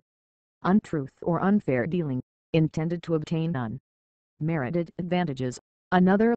And we need only go through Pilgrim's Progress to sketch the whole battle array in detailed formation.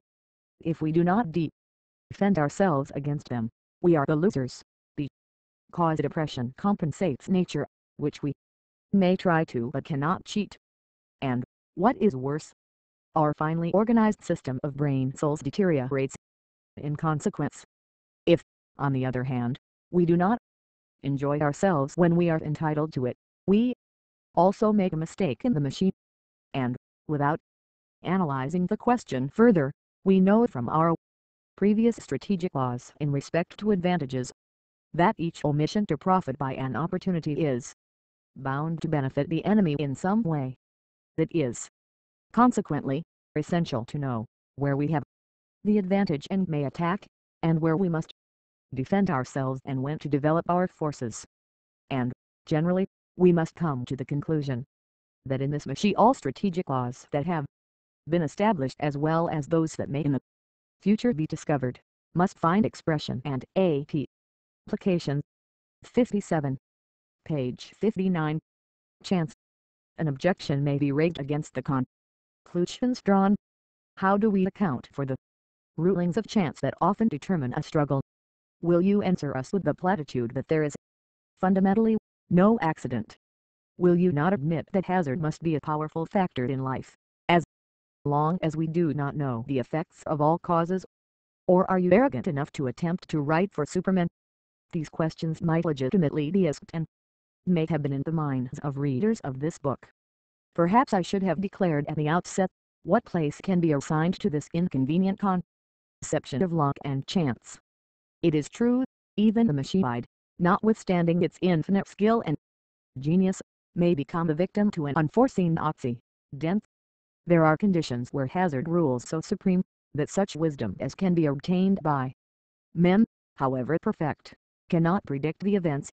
But in spite of all this, the deliberations of the preceding chapters need only to be slightly modified to meet all objections, provided that we grant the law of probabilities.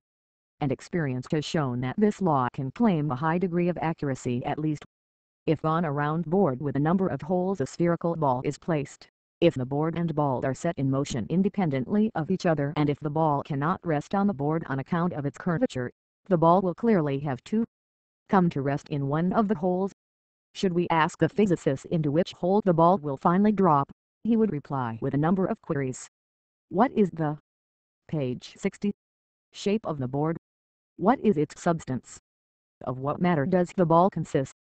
How many holes and how big are they? How are they placed and shaped?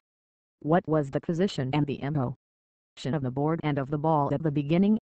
What was the temperature of the room? How did its air circulate? After we have made the necessary measurements and replied to his questions, the man of science will be able to determine, by a complicated calculation, the course that the ball must take under the given conditions and where it finally must come to rest. But even then, he will have been obliged to treat some of the causes and circumstances determining the event as negligible, and his result will therefore only be a near approximation. The result achieved in such a way depends on so many varying circumstances and costs an effort so disproportionate to its value that mankind takes the liberty, in such and related cases, to treat all the causes as negligible. And it prefers to determine by experiment how often in a large number, for instance 10,000 trials, the ball will drop into each one of the holes, and is satisfied with the assumption that in 1,000,000 trials the ball will drop about 800 times oftener into each of the holes than in 10,000 trials, although this will not express the truth exactly. Whenever a multitude of causes determines an effect and the effect is greatly different when one of the causes is slightly varied, we are in every same predicament. And we use the expedient of assigning a probability to an event whose causes we can not or care not to investigate. The probability that an event happens under stated conditions is a fraction of the unit that is intended to tell us the ratio of its happenings to its trials under above conditions. Thus we say that the probability that a die when thrown will show 59. Page 61. The 2 is 1/6, implying that, if we throw it 60 times, it would probably show a 2 10 times, and if we throw it 6,000 times it will probably show the 2 1,000 times, etc. As frequently important events depend on chance, many are confused by the apparent injustice with which hazard deals out its rewards, and they imagine that a mystic power determines its decisions. But they forget that he who is ignorant of the working of causes and yet dares to trust his fate to an effect determined by them, has made no effort to merit preference before others similarly placed. Hence he has no claim except in conjunction with those who run the same hazard. And if the fate of these, collectively, is considered, it will be found to be subject to the rulings of an impartial justice. To illustrate this point, let us imagine that the realization of an event yields us a benefit and its failure to realize inflicts the loss on us. We should consider the situation a disadvantage if the ratio of loss to benefit is in excess of the ratio of the probability of the occurrence of the event to the probability of its non-occurrence. And under reverse conditions the situation is advantageous, while in case of equality of the ratios the position is neither worth the sacrifice nor to be avoided.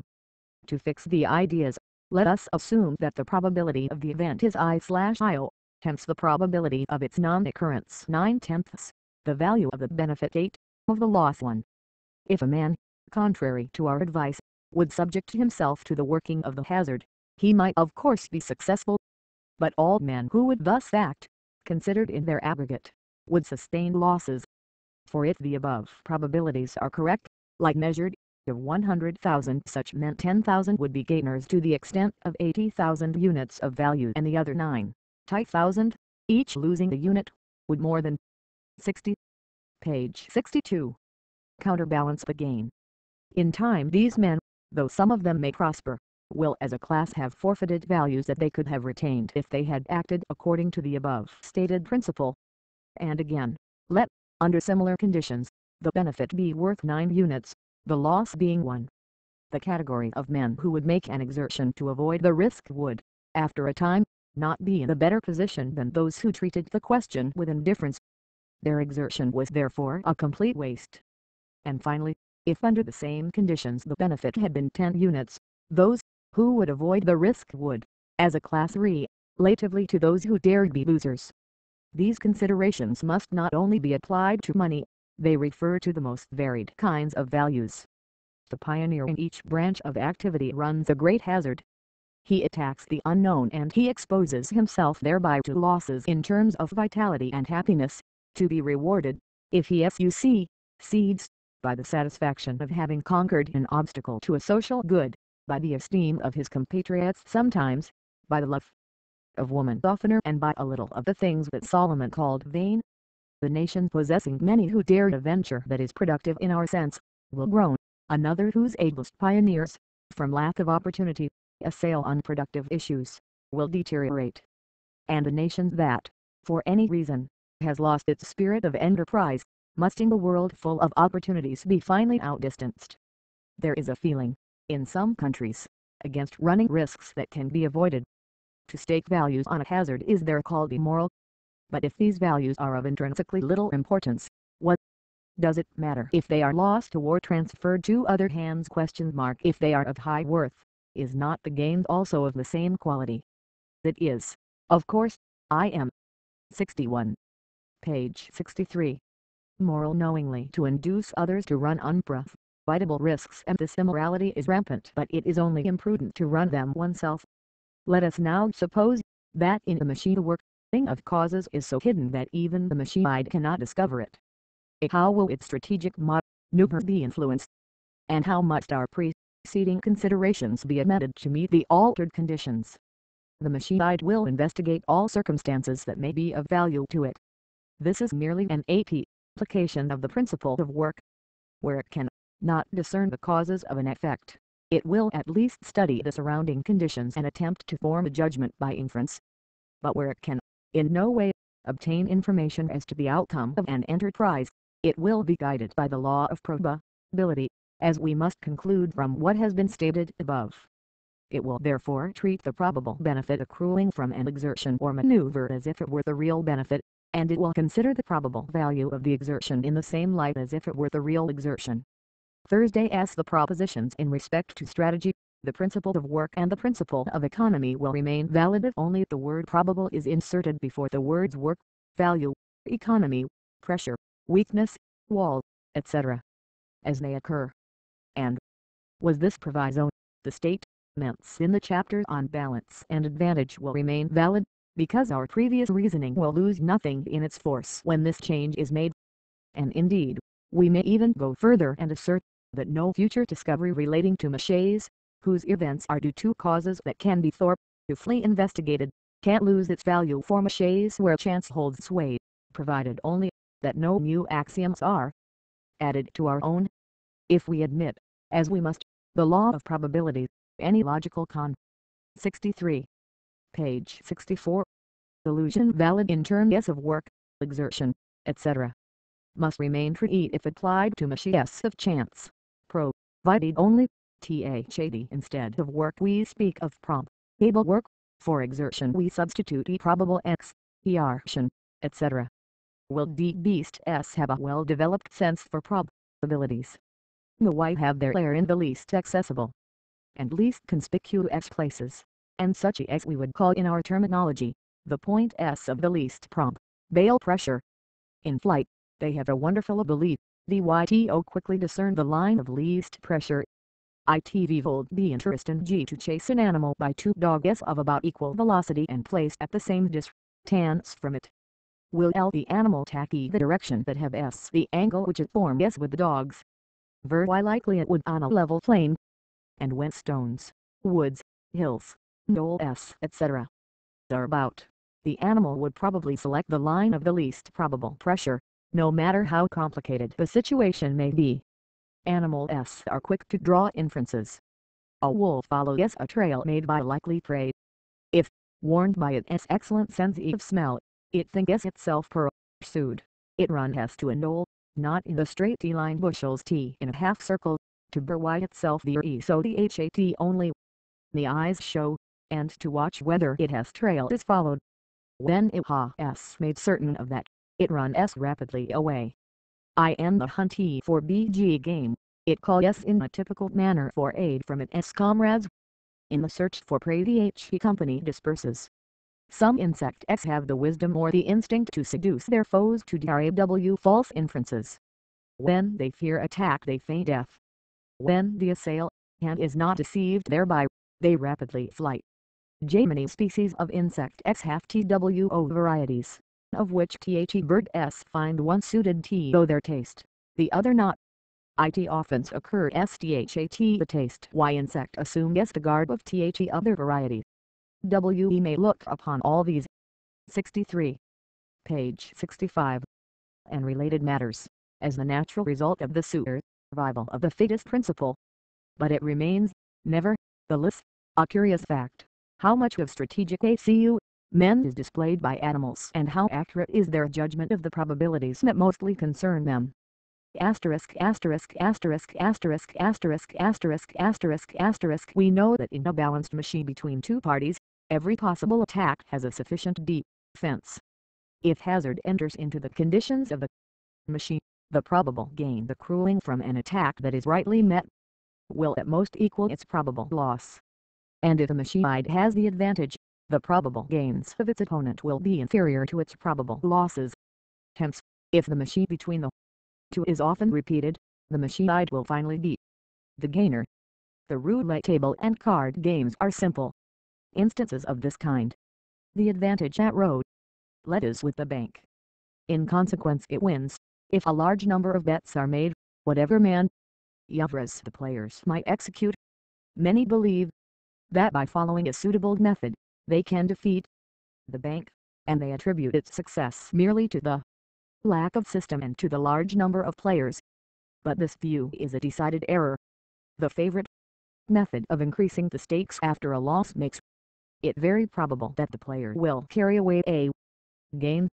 But values so won are small, and they are more than counterbalanced by the loss of all the bets, which must occur sometimes, because all accidents, or chains of accidents, however unlikely they may be, if they can happen at all, must happen occasionally. The player who increases his stakes after losses is very much like a man who offers the odds of 200 to 1 when he should play only 150 to 1. He will win, often, but be a loser in the aggregate. The reverse system of increasing the amount of the bet in luck. 64. Page 66.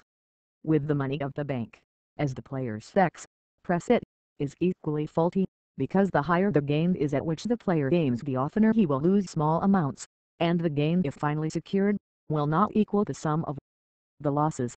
But it is entirely indifferent how one bets.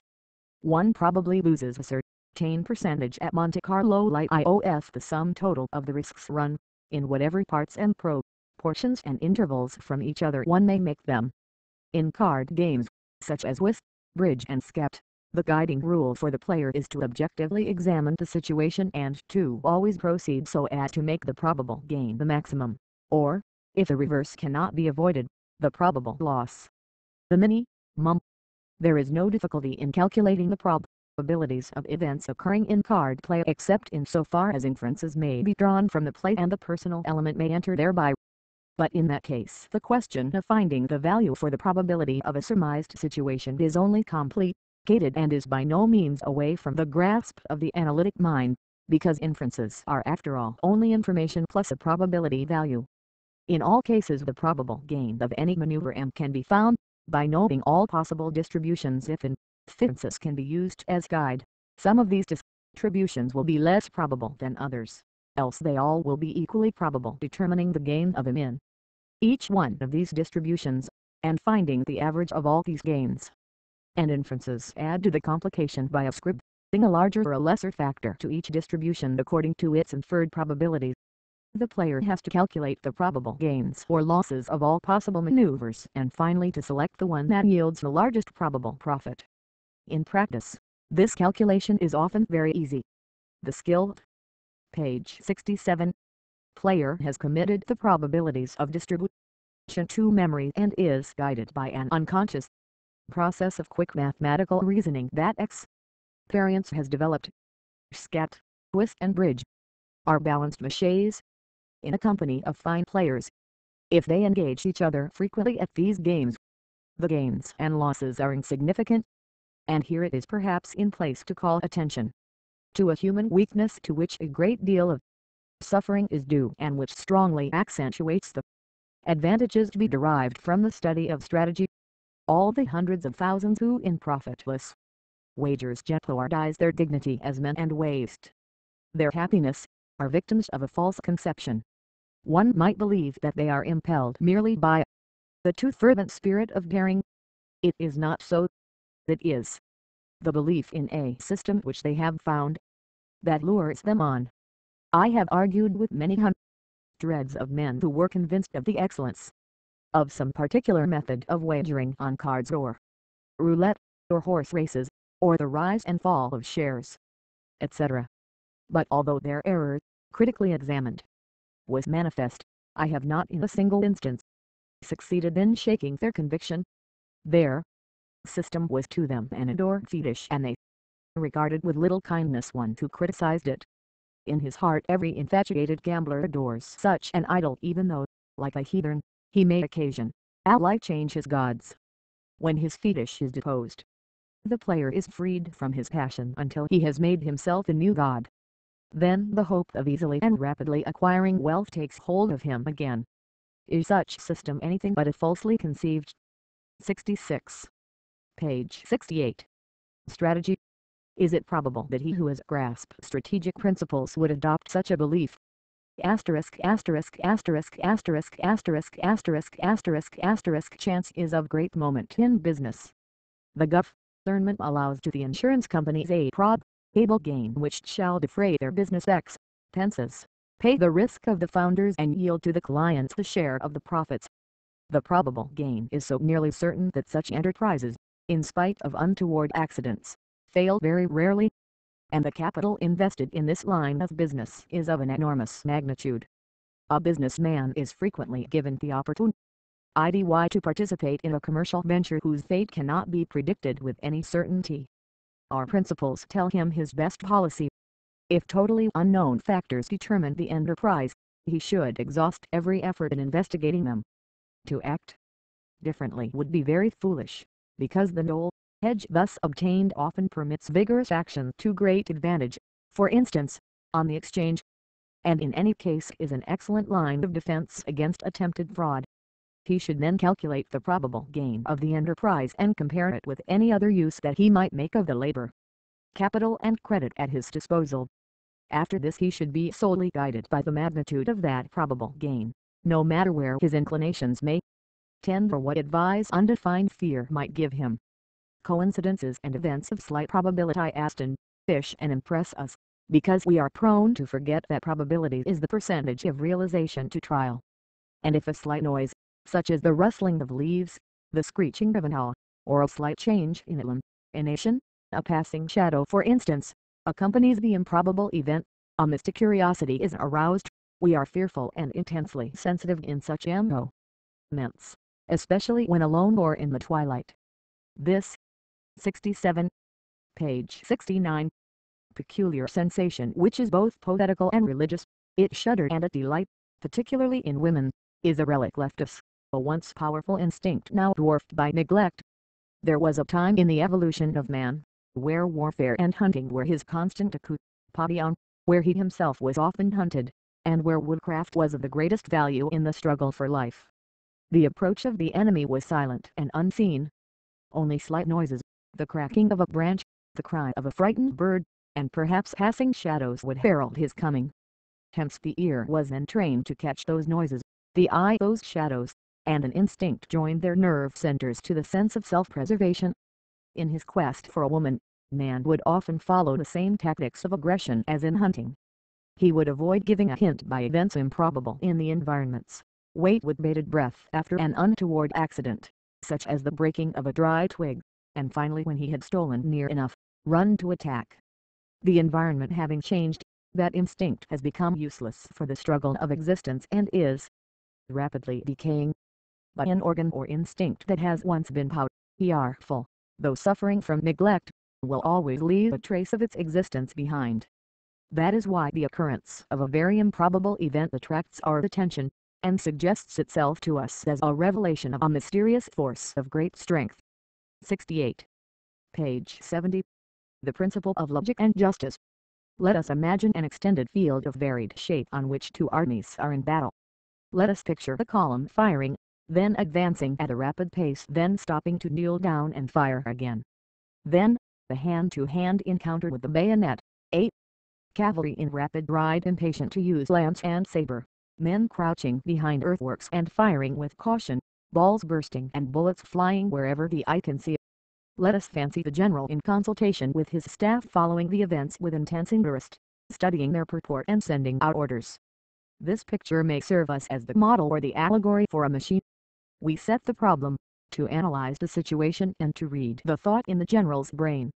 The two parties will make exertions continually. Let us consider the happenings of the machine in a very small interval of time, of, say, the millionth part of a second duration.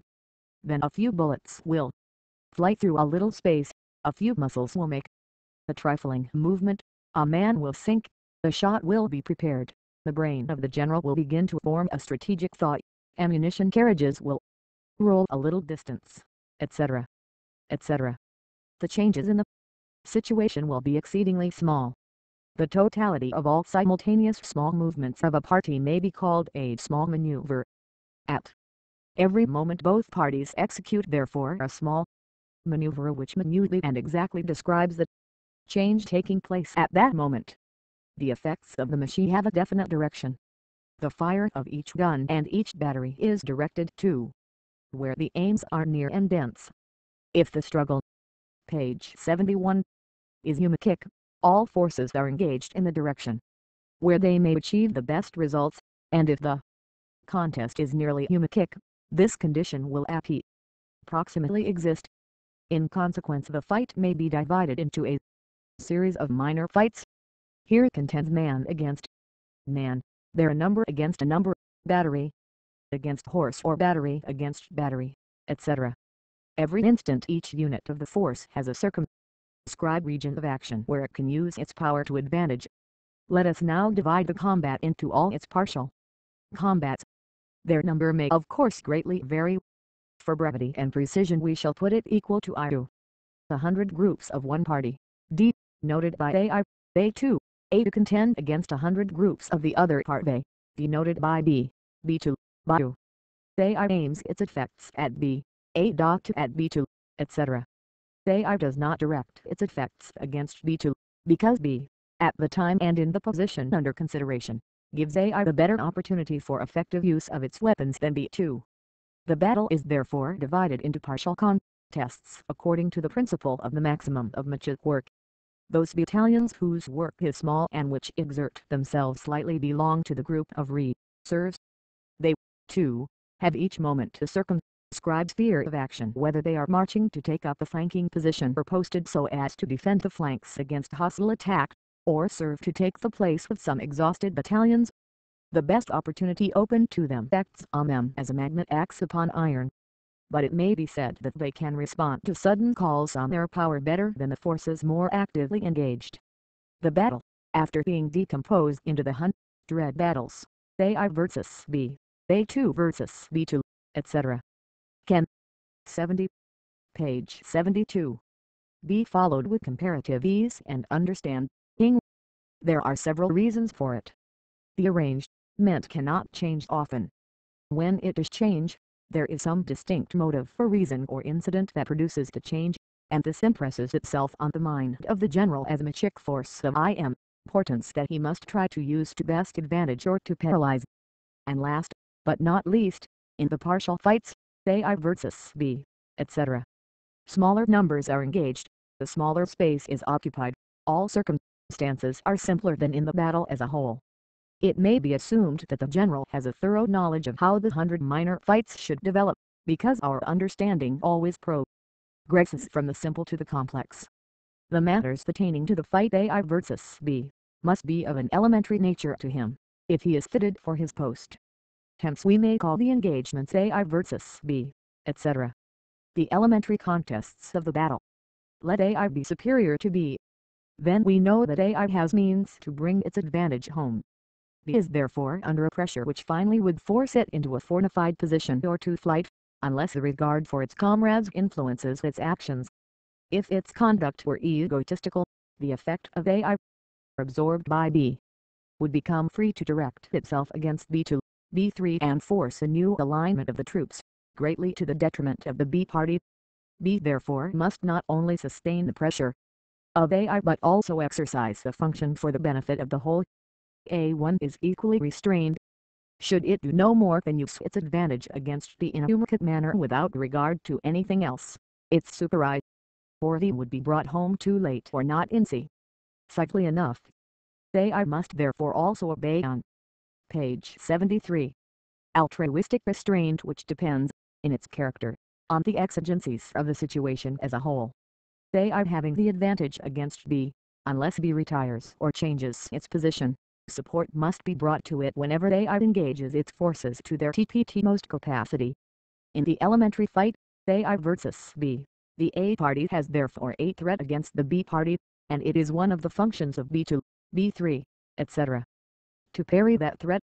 In consequence of the various threats and counter-threats, maneuvers must be executed, to attack, to ward off, to prepare, etc. Every maneuver is composed of a series of small ones, and each small maneuver consists of the 100 parts due to the activity of A2, or B2, and therefore called elementary. If the contest between AI and B evolves itself according to its own laws, it is called natural. This word is always used to denote that a well-known process is progressing along normal lines.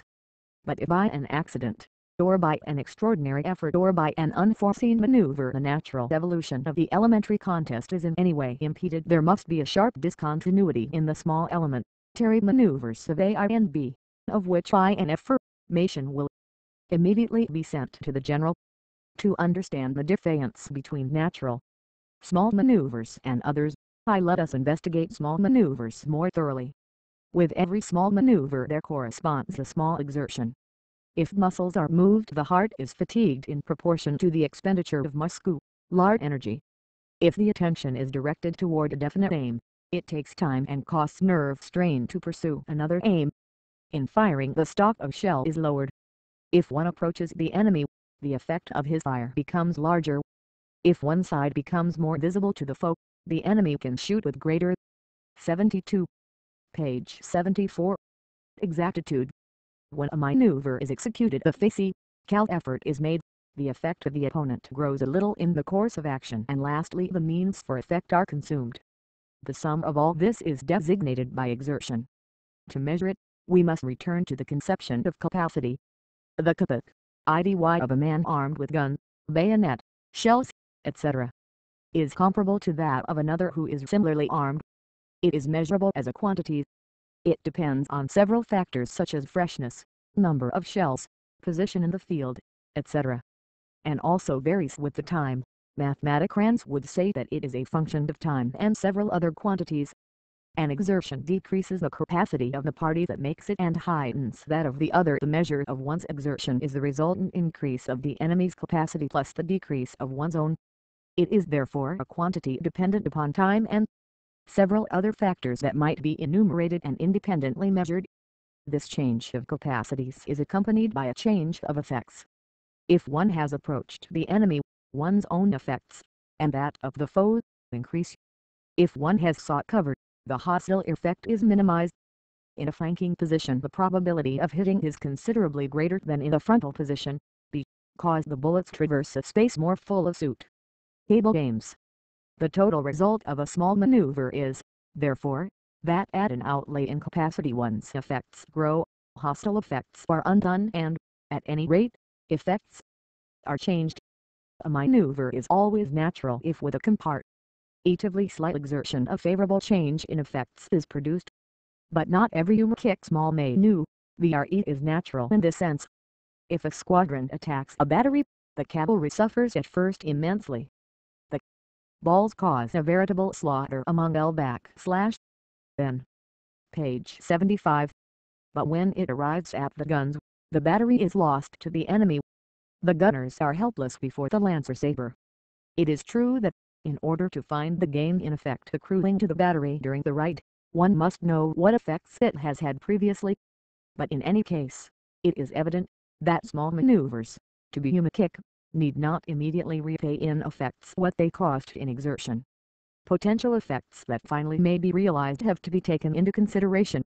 These potential effects are frequently overlooked or wrongly calculated, but they are by no means mystic or miraculous things that only the genius can comprehend or, as some imagine, suddenly conjure up, but they are things that can be reasoned out. The potential effect presupposes a large value located so that it cannot be reached with slight exertion nor without traversing the zone of large pressure. When a ship has stranded we want to throw it to line, so that the men on board may safely come on shore. If the line does not quite reach the ship, it is no good for its purpose. The mere approach towards the effect is no better than to make no effort at all. Similarly, in a machine, the potential effect is one which gives no returns for initial exertions but suddenly yields a valuable compensation the moment that a certain point is reached. It is due to a weakness that is strongly guarded and which may be conquered by a great exertion or cannot be harmed at all. It is a fortress with invisible walls within which great magic values are stored up, an easy prey to one inside. If the process of decomposition of the machine can be understood, if the natural progress of the struggle can be surmised, if the functions to be fulfilled by the various departments of the army can be ascertained, if potential effects can be measured, the force of the jump and the value of the price can be 74. Page 76. Calculated, there still remains one thing to be studied, which depends on all of these circumstances collectively and which links them together by an intellectual chain. That is the plan which the general follows. Why does he reject one proposed plan immediately? Why does he think another feasible? Why does he select the third one as a guidance? This is the question that remains to be answered. Unless the definition of plan is narrow, it cannot be very definite.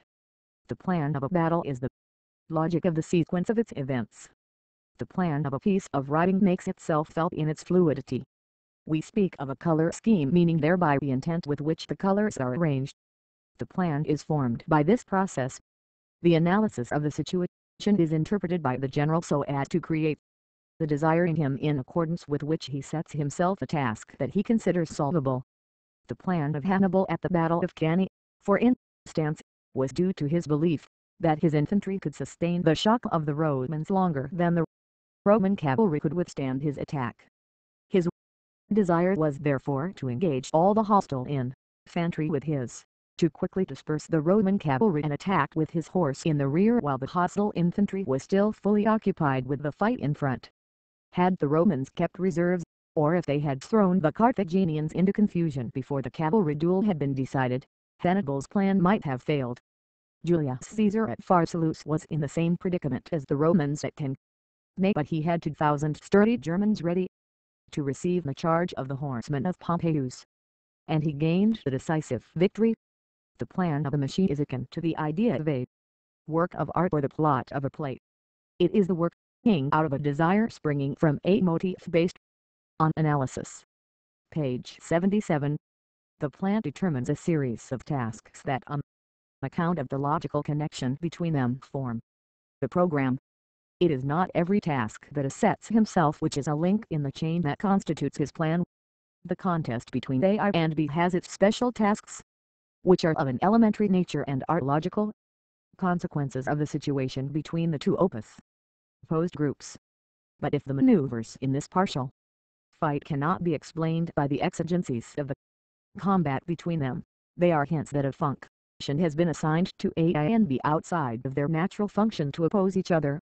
If, for instance, A, though superior to B, beats a retreat, this maneuver points to the plan of the A party to execute important aggressive operations in another part of the field or to retire altogether. Or if A makes an energetic assault on B, the A party wants to force its antagonist to bring succor to B and thus to weaken the B to bio composed of reserves and actively engaged forces. Thus each maneuver tells a story to the observant eye of the general, and it is this very fact which permits us to bring out the characteristic feature of a plan, which a machinist would form. The machinist has the ability to read the plan of its opponent and the desire or motif underlying his plan from his maneuvers. The hostile maneuver speak to it a language that it understands. They are as an argument made by the foe that it can comprehend and to which it replies by its own maneuvers. The language of the maneuvers of a machine, like a language that is spoken, has a vocabulary and a grammar. Every elementary maneuver is a word, a sequence of such maneuvers, a sentence expressing an idea. As in the literature of many languages, the same ideas and the same combinations of ideas recur. The same sentences may be found in the most 7*. Page 78. Varied maches. These sentences are expressed in fundamentally the same manner.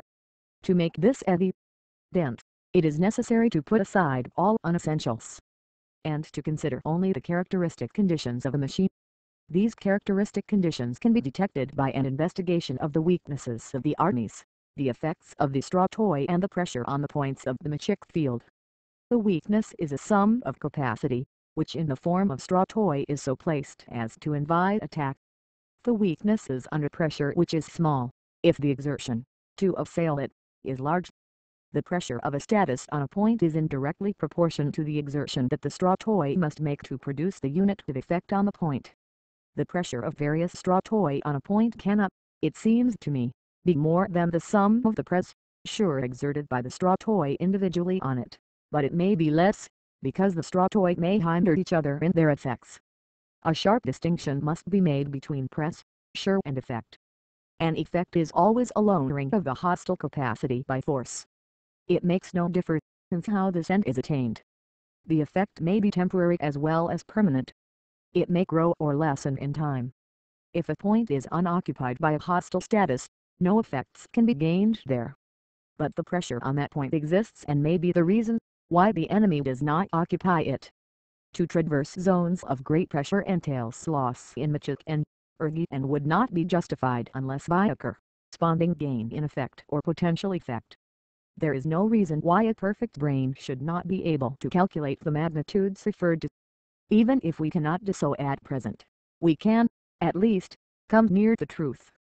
In the great number of maches that are known to us, the arts, me sci 77, page 79, instance, the struggles of life, warfare, athletic games, chess, etc. The brain that has to perform the task of the general develops, as its experience and skill grow, an aptitude that we call judgment, which permits a quick and yet fairly exact estimation of these values. There is nothing absurd in the conception that this judgment may become as perfect as it is in the machine side. It is therefore not illogical to assume the existence of these values as mathematical quantities, and this assurance suffices us. Supposing that the values of weakness, pressure and effect are known, and that the alterations of these magnitudes by all the possible maneuvers are as exactly fixed, the dictionary or a telegraphic code of maneuvers may be written that will equally apply to all maches, of whatever nature they might be. Here follow some sentences with their translations into the language of maneuvers. The construction of the code of maneuvers is founded on the following the considerations. Effects cannot be produced before pressure has been concentrated on weaknesses. The intention of making an attack can therefore be concluded from exertions, however slight, that would be unnecessary for purely defensive purposes and aim at increasing the pressure on hostile forces. The objective point of an attack is usually not determined alone in the early stages of preparation for it. Frequently, either party has to choose between alternatives. An operation which prepares for possibilities has, therefore, an indefinite character. Its purpose is to increase the pressure on various points at once. The most indefinite preparation is development of force, or organization. The corresponding spread of pressure of the principal points on the field is then nearly equable. Hence it is clear that the intent of aggression can be discerned at its verb inception. 78. Page 80. The defender does not desire a change in the position. He would be satisfied, for the time being at least, if neither side made any exertion. But he may foresee that his opponent will attack and force him to retreat. He therefore prepares for resistance if he sees an advantage in causing exertion or delay to his opponent, and is careful to execute his retreat with a minimum of loss. Thus the attitude of the defender is fully explained, and the meaning of his maneuvers, varied as the circumstances might be, can be determined without ambiguity. The laws of balance and superiority tell us when an attack might be successfully undertaken and when not. Where the position is balanced, each attack admits of a sufficient defense. The intent to attack, if clearly defined, is in such situations, therefore, an indication of a strategic mistake. It may be a bluff intended to deceive the opponent, or it may be due to lack of judgment. In the first case, the bluff will have to be given up, if the opponent disregards it and utilizes the time for vigorously advancing his aims. In the second case, the attack should fail on account of a counter-attack. From these hints, it is manifest how the correspondence between sentence and maneuver that here follows has been compiled. I develop my forces. Maneuvers that aim at spreading the pressure on the field in equal proportions. I attack the weakness W. Heaping of effects upon W. I shall attack W. Heaping of pressure upon W. I put myself into a state of defense. The greatest weaknesses occupy places of least pressure. The line exposed most to the hostile effect has varied. 79. Page 81. Slight weaknesses is difficult to recognize and very mobile. I threaten to annihilate the force F. Heaping of so much pressure on F that a very slight exertion suffices to annihilate the force. Your threat is only bluff. Tranquil continuation of development, or complete tranquility, in spite of the gathering of hostile pressure upon a weakness. I ward off your threat by flight. Movement of the threatened weakness to a place of lower pressure. I brave your threat. Maneuvers which increase the effort that the enemy must make to execute his threat. If you execute your threat, it will be to your damage. A counter threat upon a weakness of the foe whose parry is impossible without the use of forces that he had determined for the attack. I want to attack you. Concentration of pressure upon a large number of hostile weaknesses. You have no right to expect that your attack will succeed. Development accompanied by a slight concentration of pressure on hostile weaknesses. My attack is in advance of yours, preventing the enemy by counterattack from heaping pressure on weak forces. You are stronger than I. Flight movement to places of lower pressure. I give way, but take care. Flight with little exertion during which time pressure is concentrated upon points whence the enemy could exert great pressure. I shall attack you later. Operations that aim at the decrease of the hostile Harmonia, for instance by the formation of a coherent region of pressure. 80. Page 82. Perhaps T shall attack you. Occupation of points of low pressure by stratoi of small value which would there exert relatively large pressure. I shall later defend myself without abandoning my position. Decrease of future pressure by the formation of a defensive wall. I shall sustain your attack for a time. Points whence large effects may be produced, occupied by very mobile stratoi. I intend to give way. The stratoi of small Harmonia are sent into distant points of low pressure. I stake everything on this one chance. Consider able concentration of pressure on a weakness, although the operations necessitate traversing zones of large pressure. Future hostile threats are wholly ignored. I have as much right as you. Imitation of the enemy's maneuver under similar conditions. I have more right than you. Imitation of the enemy's maneuver under more favorable conditions. Your attack has failed. Stratoi that exert great pressure are forced to retreat. My attack has failed. The stratoi, which exerted great pressure, retire to points of slight pressure. I fall, but I sell my life dearly. Effects are directed against stratoi exerting great pressure. No retreat. I am desperate. Take care. Aggressive movement or some other preparation for attack against a superior opponent. You are lost. I need not assail you. The Harmonia of the enemy is nearly exhausted. A defensive position is occupied. You must attack me or you are lost. Operation that considerably lowers the Harmonia of the opponent. 81. Page 83. Your success is insignificant. Continuation of the combat after the loss of a weakness. The success at which you aim has very little value. No aid is given to the assailed weakness, but the highest possible compensation is obtained for it.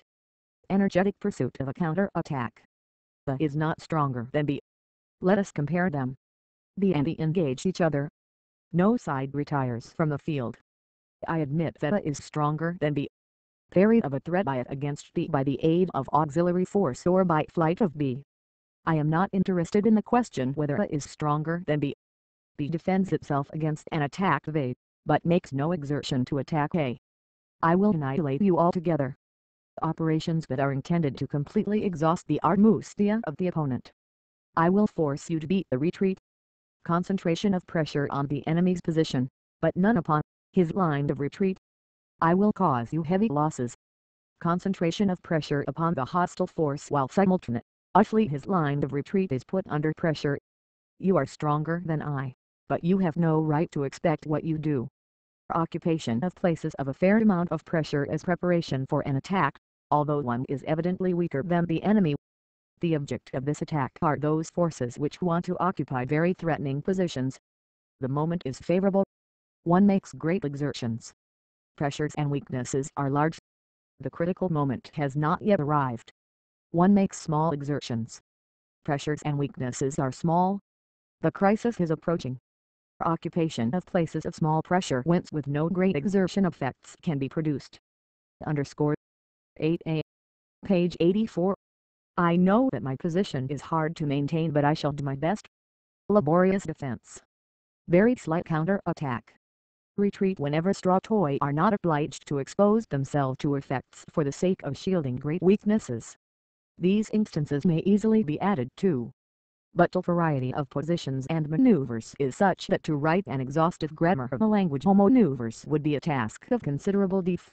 faculty at least. Everyone has an elementary knowledge of this language. Boys learn to speak and read it in their fights. Girls know how to interpret the discrete acts in which kindness and malice, adoration and aversion indicate themselves. Animals are quick to discern the meaning of movements and situations. Every species of struggle has its own code of signaling. Among pistol fighters, for instance, the throwing up of the hands and the grasping movement towards the hips are well understood as surrender or threat. If we interpret the maneuvers of a machine as they succeed each other, it is as if we read a discussion or an argument. In it statements of fact are made, possibilities are hinted at, accusations are hurled by the opponents against each other, questions of superiority are raised and decided, demonstrations are attempted and imbias takes are shown up. Even very subtle moral cues are discussed and decided, strange as this may appear at first sight. All morality is based, in the last analysis, on the essential equality of beings of the same class and order of life, and on the preference that effort and capacity deserve. In the involved arguments of the machine, the point is finally reached, where the question of balance and advantage, or one of magnitude and nature of an advantage has to be settled. Thus the dispute before 83. Page 85. The judge pounds he decided on moral grounds and the interpretation of the happenings of the machine run on parallel lines. Let us now return to the machine on the battlefield, and let us imagine a judge, whom we may call Matthews, an entirely ideal personage which is fitted for his office with the perfection of the machine. Let it be the task of Matthews to follow the argument expressed in the language of maneuvers and to give his decisions by granting successes and victories to the contending parties. Matthews is identical, if we so want to express it, with the laws of the machine over whose happenings he presides. He is the totality of those laws personified. But they include the principle of balance and advantage and the laws resulting from it. Matthews must therefore be guided by moral principles as may be shown by the reasoning previously employed. And he is logical, because to allow an incongruity in logic would be equivalent to preferring a liar, which would be immoral. The plan of the general must, consequently, be so conceived as to be able to stand the scrutiny of the infinitely logical and just Matthews. It must be logically consistent and objective. This embodies the principle of logic and justice. We may draw another important conclusion from the above considerations. He who employs force or wants to constrain, he who asserts himself in any way, encounters the instinct of justice, that immediately accuses him of seeking undue preference. Thursday's in the argument before Matthews, the aggressor of the machine must defend himself. His defense is expressed in the language of Menu, the res that alone can be used before Matthews. Hence it follows that the attack of the machine must clearly indicate, not only that there is an advantage on which it rests, but that the method of the attack, 84, page 86, is commensurate with and related to the nature of the advantage. The motive of the advantage must be reasoned out by the general, and his aggressive maneuvers must, step by step, be in unison with it. Moreover, as the aggressor of the machine is a defender before Matthews, he must so choose HS maneuvers as to conform, in the machine before Matthews, to the principles of defense usually laid down. The machine defender, after having assumed the position of greatest safety, is always economical in his exertions. He makes no effort, unless obliged to do so, and then gives way to force only in proportion to its intensity. Hence the attacker, after having chosen the plan that seems to him most just and logical, should not change it, unless the arguments of the defender before Matthews force him to do so. And then he should so proceed as to convey in the most economic terms, the most incisive answer to the objections raised by his opponent. Page 87. There is a proverb, God's mills grind slowly, but exceeding fine. This affirms that events in the struggle for life conform to a principle of justice which slowly works out its course. Commerce brings things whence they are plenty, full to where they are needed. Emerson. A business has a raison d'etre only in so far as it is commercial. Principle of work and of justice. And it is enduringly profitable only to the extent to which it demonstrates that usefulness, because the advantage gained by an attack is proportionate to the initial superiority of the aggressor. The businessman who wants to obtain more than the objective value of his work, is as the general who expects too much from exploiting a little weakness of the enemy. The exaggeration of their fires becomes disastrous for both. An orator must have a message. Albert Hubbard. He must not attempt to create interest. The auditors must have interest from the outset, but the orator must mold the raw material. He must say something new and essential with every sound that he utters. Principle of work. He must order his thoughts so that the flow of ideas that he produces in his audience is harmonious. Principle of economy. He must reserve his emphasis and his rhetorical art for those points where the subject is of the greatest interest, and he must neither avoid nor exaggerate the opportunities to fire the imagination of his auditors. Principle of justice. Our physicians and teachers are substitutes for organs that nature has as yet not had time to develop. A man living in a simple environment has a physician in himself. While he sleeps or rests, a very wise, skillful and versatile strategist recognizes all weak points in his body and repairs them. The 86. Page 88. Physician organ in the body is always awake and active. It makes the invasion of hostile bacilli difficult, combats them when they gain entrance, and prepares an antitoxin to annihilate reinforcements of the foe.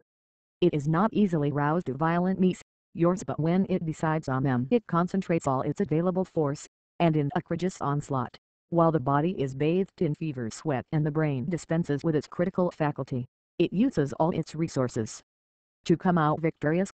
It is conversant with the treatment of illnesses to which previous generations had been subject. It knows how to cure skin diseases, the scourge of our ancestors. It heals all wounds that are not produced by weapons. When men are assailed by a new sickness, it learns by slow degrees how to treat the evil. The disease loses in time its virulence and becomes enfeebled. It has slight regard for the individual, but it carefully watches the interest of the race. It prompts the individual to fight the foe of the race with the utmost endeavor. Thus it acts as the guardian of the interests of all. It is a very wise altruism that it practices, because in the battle incessantly fought by the race against environment and bacteria, it is a strategical necessity that the members of the race should offer united front to the enemy. But with situations new to the race it does not know how to deal. That is why in the complex conditions of modern society we need physicians. Our most competent doctors follow the tactics of the physician organ. They esteem it as their strong, best ally, and in the majority of cases they simply produce the environment that it knows and let it do the rest. But the doctors who want to impress the multitude, which is unfortunately guided by a romantic sense responsive to superstition.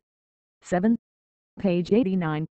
Myth, miracle and the incomprehensible behave as that antipodean to the true stratagem, the maneuverist. They promise to conquer the illness by cleverness, not by effort. According to them, the patient needs only to take a little of some strange mixture and his enfeebled organs and disorganized cells will resume their normal condition. There is in human nature, generally, more of the fool than of the wise, and therefore those faculties by which the foolish part of men's minds is taken are most potent. Bacon, on boldness. Our greatest medical sin is vaccination.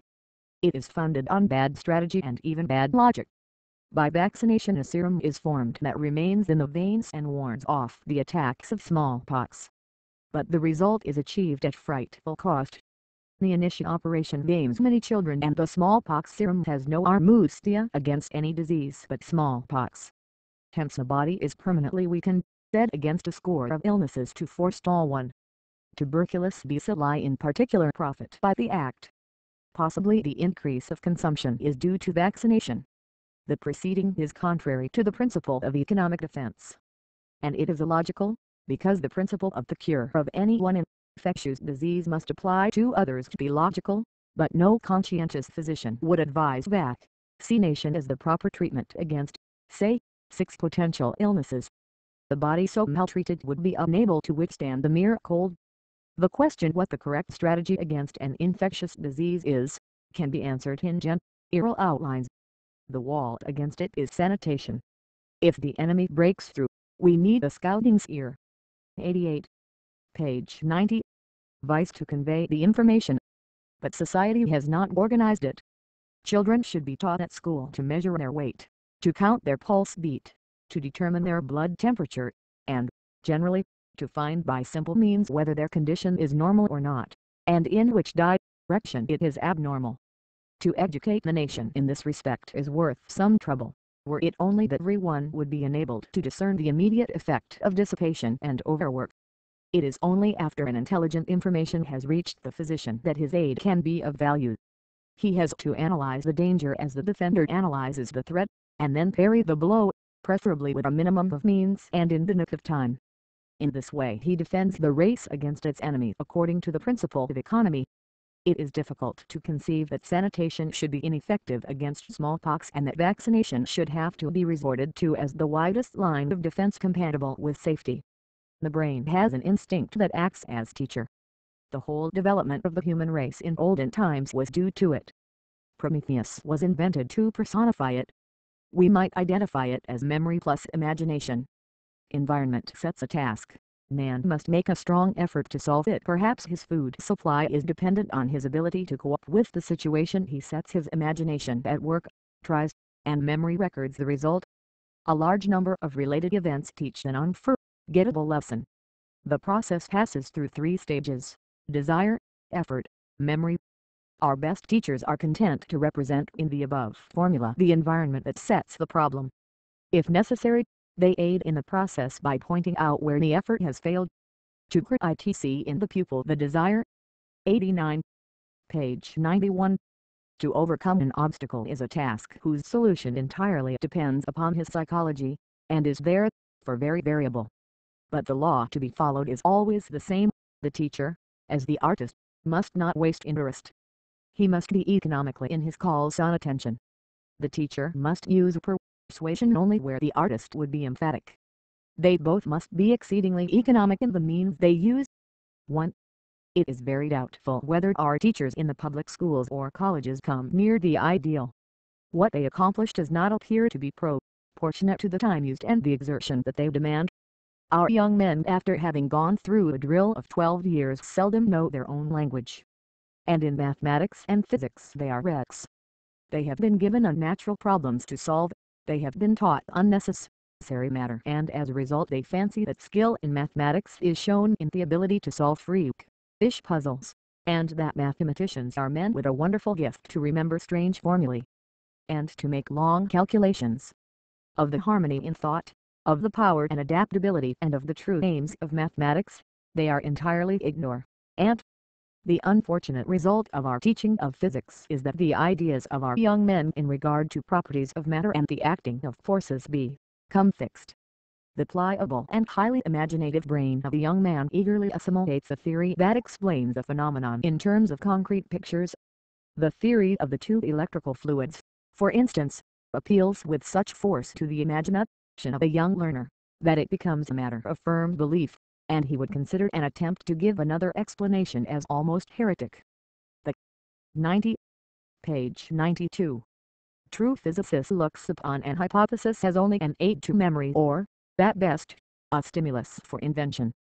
He sharply distinguishes between axiom, deduction, experimental fact and assumption, and thereby learns how to value them correctly. The fluidity of his physical ideas keeps his interest always awake, while the rigidity of the few formulae that the average man learns at school, insatiating his sense of the mysterious, deadens his desire to search. It is the function of music to bring into commodation the wishes and fears stored in our mind. While they move they generate in us a series of impulses. Science, acting as the phonograph, which, once sound has left an impress on the cylinder, can reproduce the sound at any time. In this way music makes our organ of wishes and fears invent a story for our delectation. There are laws governing the relation of the story to the musical piece. Harmony lets the story evenly progress. Discord creates contrary wishes, and is felt as complexity or conflict. The melody is the theme of the recital, the common factor, as it were, of the sounds composing the piece. The volume of sound is the natural expression of the intensity of the corresponding mental impress. The connection between the piece of music and its unconscious interpretation by the mind is dependent on many other factors than those enumerated, and has to be studied in detail. But whatever these factors may be, we know that certain principles of strategy must prevail in the composition of machined music. The conflict of disheart, Harmonia must be logically told to a conclusion, as a story with a villain and hero. Emphasis must not be used in vain. There must be justification and proportion for it. No undue preference must, page 93, be shown by the composer. Such is the demand of the principle of justice. In the best criticisms, these principles are given expression in one form or another. Lawrence Gilman, for instance, says of Claude Debussy on page 878 of the North American Review of 1906, he exhibits an abhorrence of the commonplace of the easily achieved. He does guess that, for those whose chosen or hieratic function it is to uphold the elder codes, seem little short of anarchistic. Yet, when his idiom is comprehended, one becomes aware of a delicately inexorable logic. There is then, according to the critic, a language in music which can express musical thoughts logically or otherwise, whose utterances may be tried and calm, commonplace or profound. In speaking of Piazette Melisande, the same writer says, in listening to his music one catches oneself imagining that it and the drama issued from the same brain. Not only is it impossible to conceive of the play wedded to any other music, it is difficult, after hearing the work in its lyric form, to think of it apart from its total complementarity. The determinateness of machiavellian is here musically confirmed. On another page one reads, High-S orchestra reflects the emotional implications of the text and action with scrupulous fidelity, but suggestively rather than with detailed emphasis. The drama is far less underscored than with Wagner. The note of passion or of conflict or of tragedy is never forced. High-S personages love and desire, exult and hate and die with a surprising economy of vehemence and insistence, yet, unrhetorical as the music is, it is never pallid, and in such truly climactic moments as that of Gounod's agonized outbreak in the scene with Melisande, in the fourth act, and the ecstatic culmination of the final love scene, the music supports the dramatic and emotional crisis with superb, page 94, competency. The critic here praises the economy, and points out the justice of Debussy's work. The parts of a judge in hearing are for, to direct the evidence, to moderate length repetition or pertinency of speech, to recapitulate, select and collate the material points of that which hath been said, and to give the rule or sentence Bacon. On judicature. The first is the office of the critic, the second, the enforcement of the principle of economy, the third applies the principle of value, and the fourth is a task to be executed in conformancy with logic, justice and the written law. Page 95. Sufficiency of the laws. The results at which we have arrived suffice to show in which manner the events of the machine are subject to reason, and, however ample the task of the general might be, how he has to proceed to do it use tice. We have shown that development of force should tend to exert additional pressure on the field, and to make, with a minimum of exertion, the AR mustia the maximum. We have proven that an attack must be based on an advantage and that, inversely, an advantage calls for an attack. We have explained that the essential character of defense is its economy, that it therefore must always act in the nick of time, not before, nor after, and with barely sufficient means. We have introduced an ideal, the infinitely logical and just personage Machus, who in life is felt as the critical conscience of the machine and before whom the aggressor of the machine must clear himself, in the code of maneuvers, from the charge supported in the same code by the defender of the machine of being, in some definite way, unjust or illogical in his claims. We have seen that with the machine on the field there corresponds, step by step, an action before Machus. To apply these ideas in our struggles, we have to study the code of maneuvers of the machine in detail as we might study a language, and then conduct our case before Machus as we would one before an unbridgeable human judge. If we do so, we shall finally achieve the best results that we can accomplish, because no law can be valid in a machine that is not capable of logical deduction from the laws stated in this book. This can be shown by rigorous reasoning.